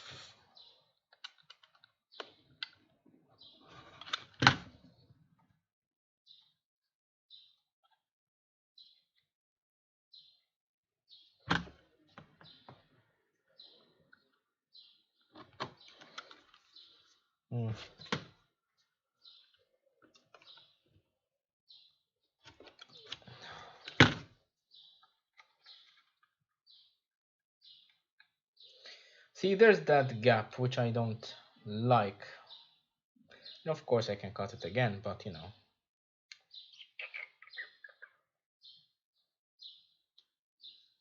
Wait a minute, can I do like an impression maybe? Oh, kind of works. Hey, kind of works. Let's see.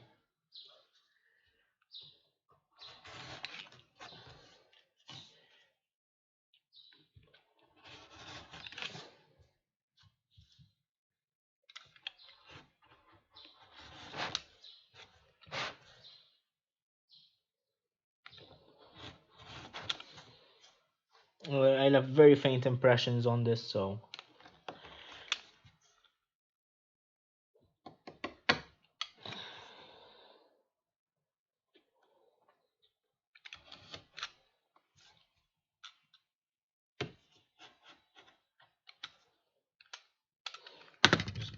X-Acto knife.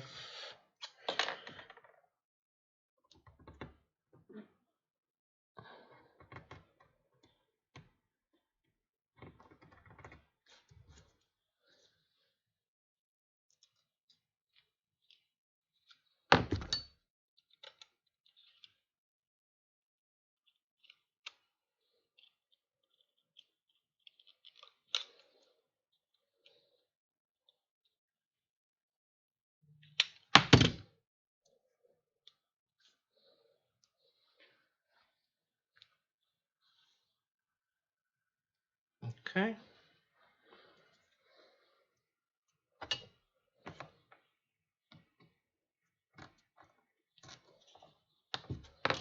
Okay, let's see if this kind of, I don't have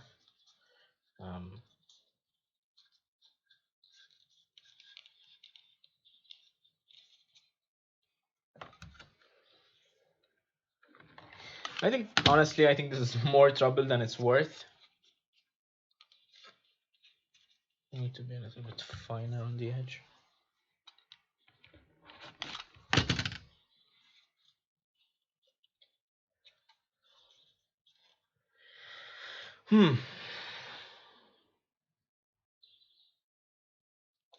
No. You know what? I don't like the... This is not work. This is just too much work for what it's supposed to accomplish. And it's not going to be perfect either. But I have another idea which we can do. I think we can use the brown leather for this to start off with. Now, and just get rid of these small scraps. I mean, this is what scraps are for. You know, to test and try and, you know, where did it go? There.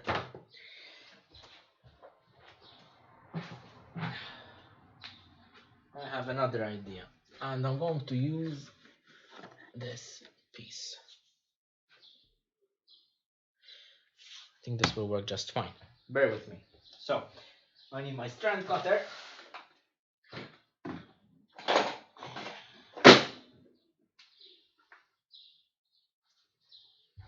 So this is my strand cutter. This cuts laces. No.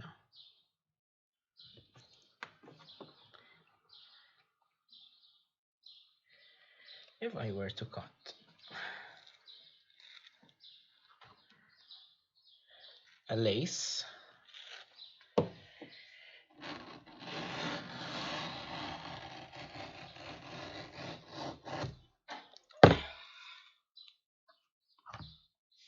okay, and just get rid of the back over here like this.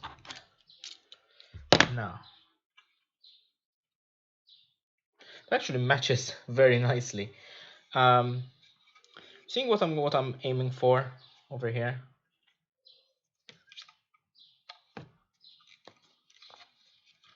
If I were to give it a wrap, you know,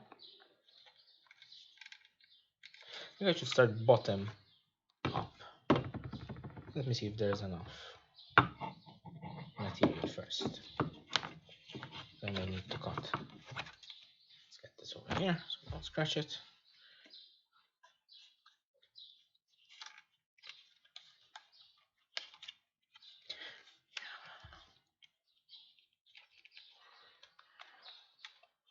Something of the sort, but we'll do it a little bit neater and tighter.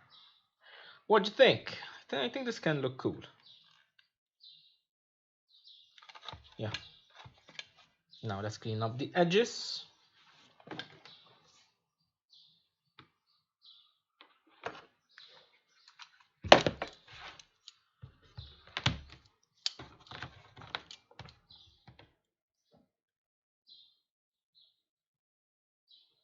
I will try, and I have a way to do it. I just need to make sure I have the right hardware.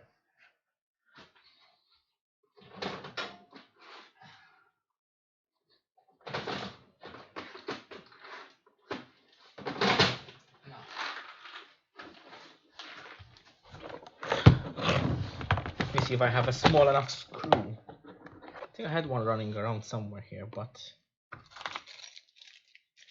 these are machine screws. I have tiny screws over here, which I can hide because I'm actually going to super glue them as well, but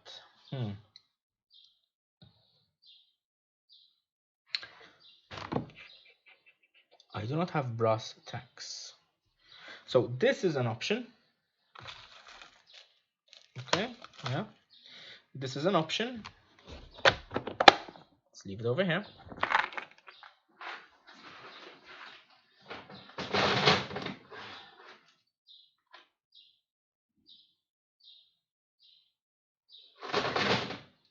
Yeah, that's what I'm going to do. So I'm going to have to figure out where to start. I have super glue over here. Perfect. Now we're going to have to figure out where to start it.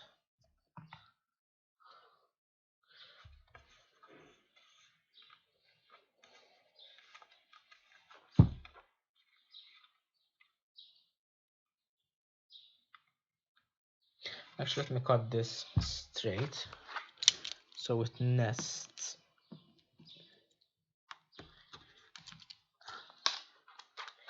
And I need to punch it with a very, very small hole.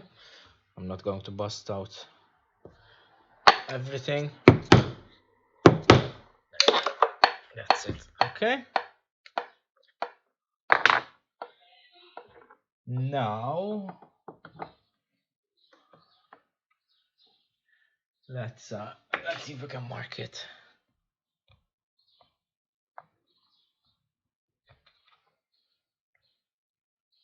Yep. I marked it. Let's get the tiniest drill bit that I have. It's probably, I think this is what I need, the smallest, weakest screwdriver. I have this one. It's good to have all the different tools on hand, right? So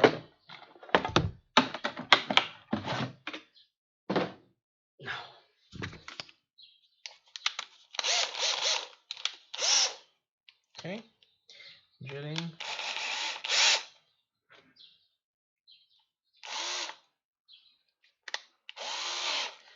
I don't want to drill a hole all the way through, and it feels so wrong that I'm actually drilling a hole in this, but actually, yeah, is this the right? Yeah, it should be about right. I mean, I'm going to super glue it there. So.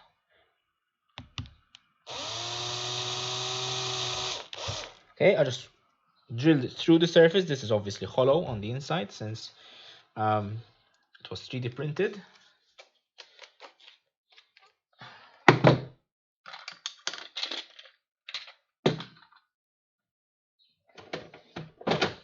I just need a small driver bit, which I think will be this one.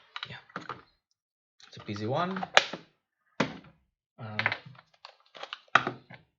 So then I can drive it through. That's ready. Now we have the hole over here. We'll just screw the hole through the leather.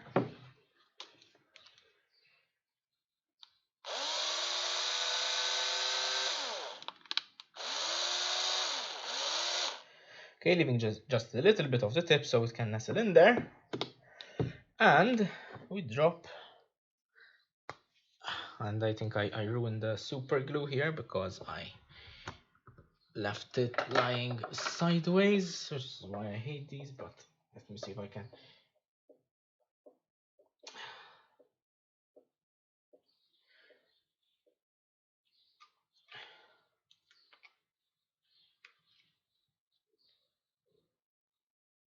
Yeah, it's about time I got new glue.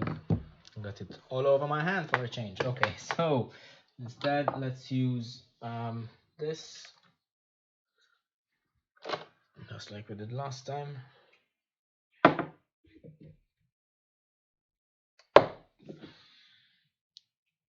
it will act like a small paintbrush.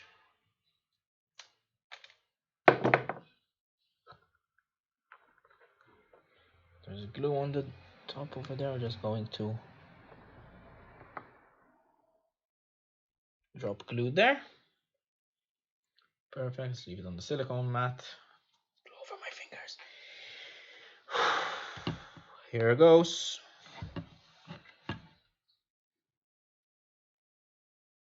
Okay, I can feel it. It's in its place. The glue will hold it in place as well, so I've got little to worry about.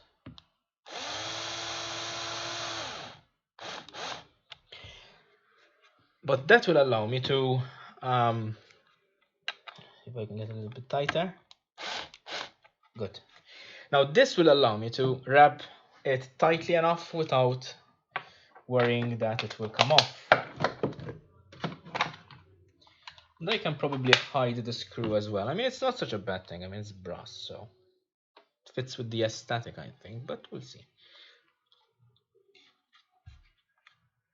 I'm going to try and overlap a little bit.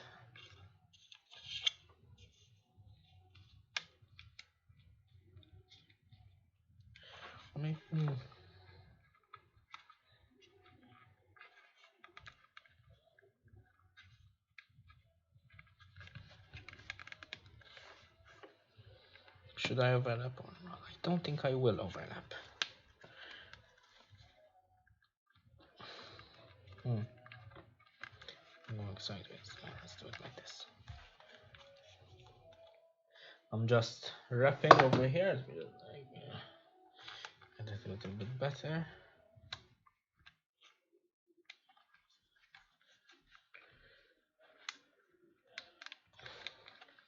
Now this needs to be done tighter. So I'm going to undo it.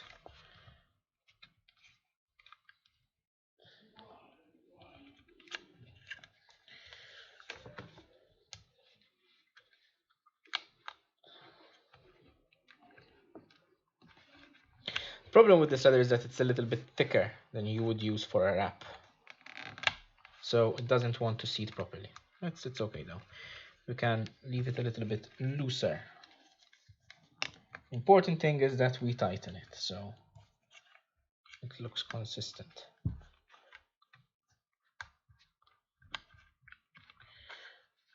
Okay, so I do not want to have a screw sticking out on the other side because this is the side that's going to show most. So what I'm going to do is I'm going to come back here and put a screw right there. Right, so let me just get a clamp to hold this for now. That's holding it tight for me until I set up everything again. This time I'm going to drill through the leather and everything. It should be fine.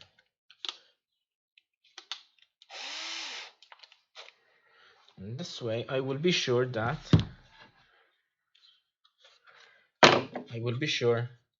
I'm drilling in the exact right spot. I'm going to go a little bit forward.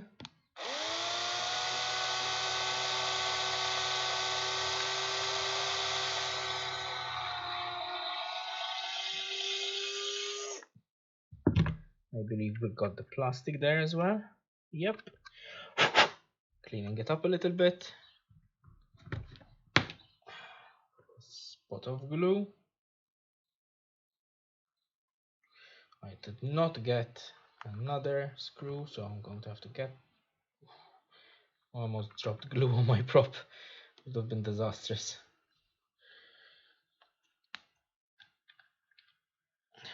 We'll trim it in a second. In the meantime, I'm going to get another screw because I didn't think this through. So there's that.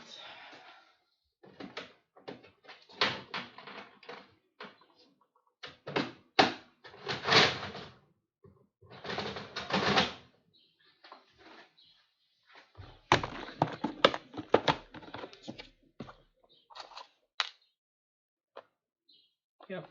matches. Let's do it quickly.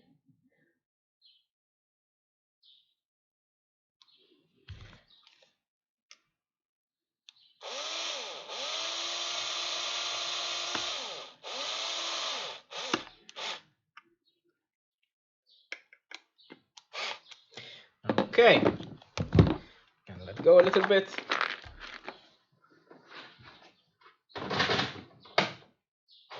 Nice. Now we just need to cut the excess, which I think I can do with this, and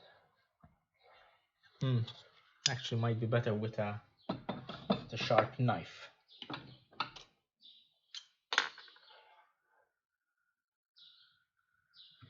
So we'll get it to the contour.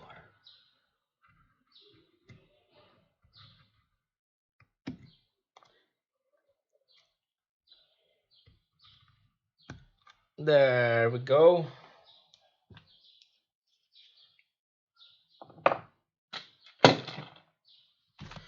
Okay, I'll clean up later. I think that looks pretty cool. It's actually perfect because like the wrap is exactly where my fingers would be, right? And on the other side it covers a little bit more because obviously I got like 3 fingers over the ear. I got the trigger. Yeah. Perfect. Perfect. I love this. What do you guys think? I think it was worth the hassle though, as in all the grief that it made me go through. Like the airbrush not working, which probably is not going to work again now. Again, I need to clean it. Yeah. This will definitely go on my prop wall. So I'll 3D print hangers for it next, as in off camera after the stream, and I'll just stick it up there. I think it's a nice new addition. So, what do you guys think?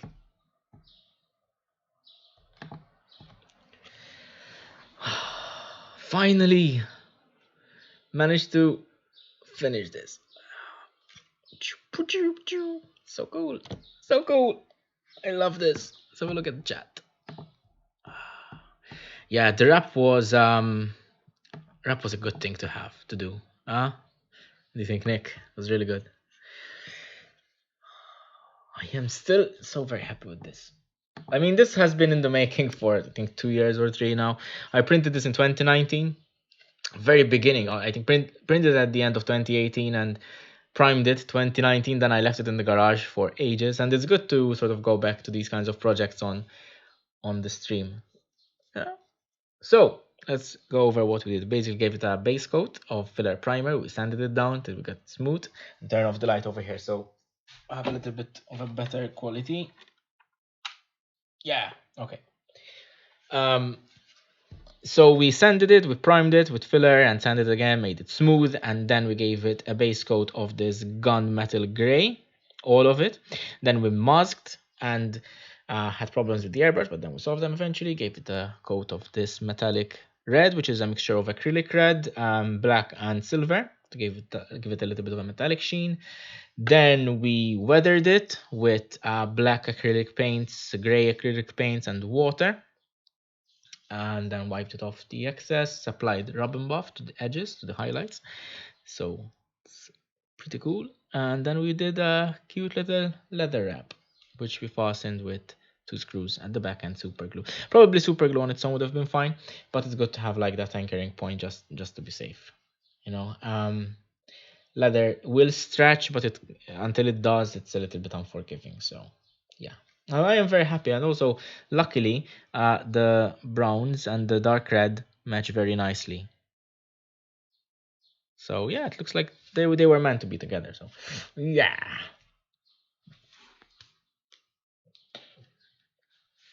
Yeah, I'm an idiot. But this was fun anyway. So I think that wraps this project up. Finally managed to finish it. So close the super glue. I don't want to get glue over anything now. Okay, good.